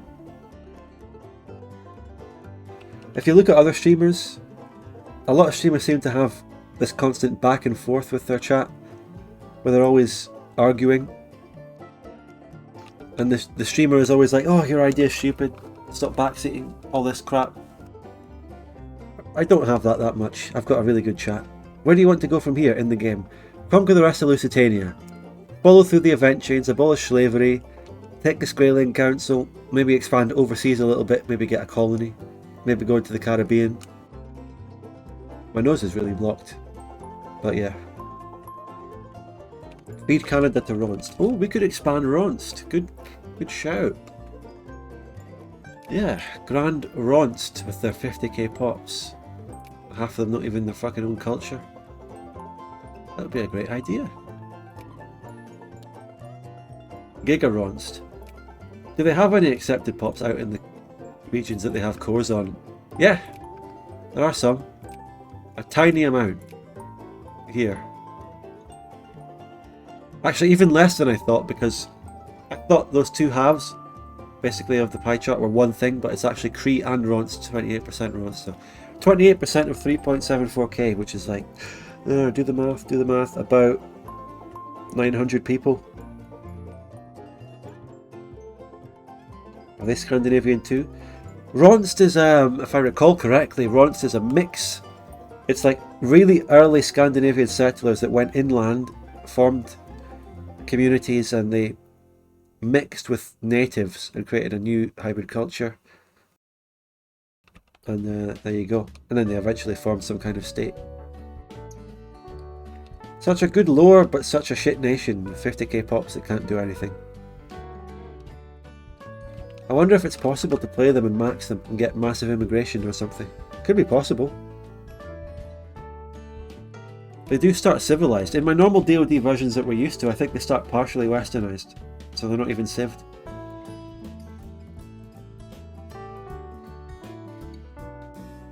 I don't think... Okay, yeah, that's probably... Maybe it's accurate. It's not really like them, Taggy. They're a different context. Over here, there's the Métis. Can Vinland be integrated into Arcadia? I don't think so. I think Arcadia in this is just between Belgians and Plantagenia. But anyway, thanks so much for watching. Had a great time with you again, chat, as I said. Looking forward to the next session on Tuesday. Tuesday, same time, same place. Look out for it. See if you can finish watching the VOD in time. What the fuck happened in Germany? Albion Federation, and it's a puppet of Scandi. Interesting. And Bohemians have been neutered.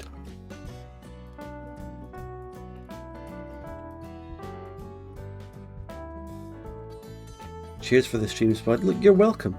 I had fun. As Belgian Arcadia, you can get Finland. Oh, I see. Bohemia and Poland died. Yeah, and there's a Russia. I don't think a Russia ever formed in the last one. There was just this big tsardom of Rus, but it never formed Russia.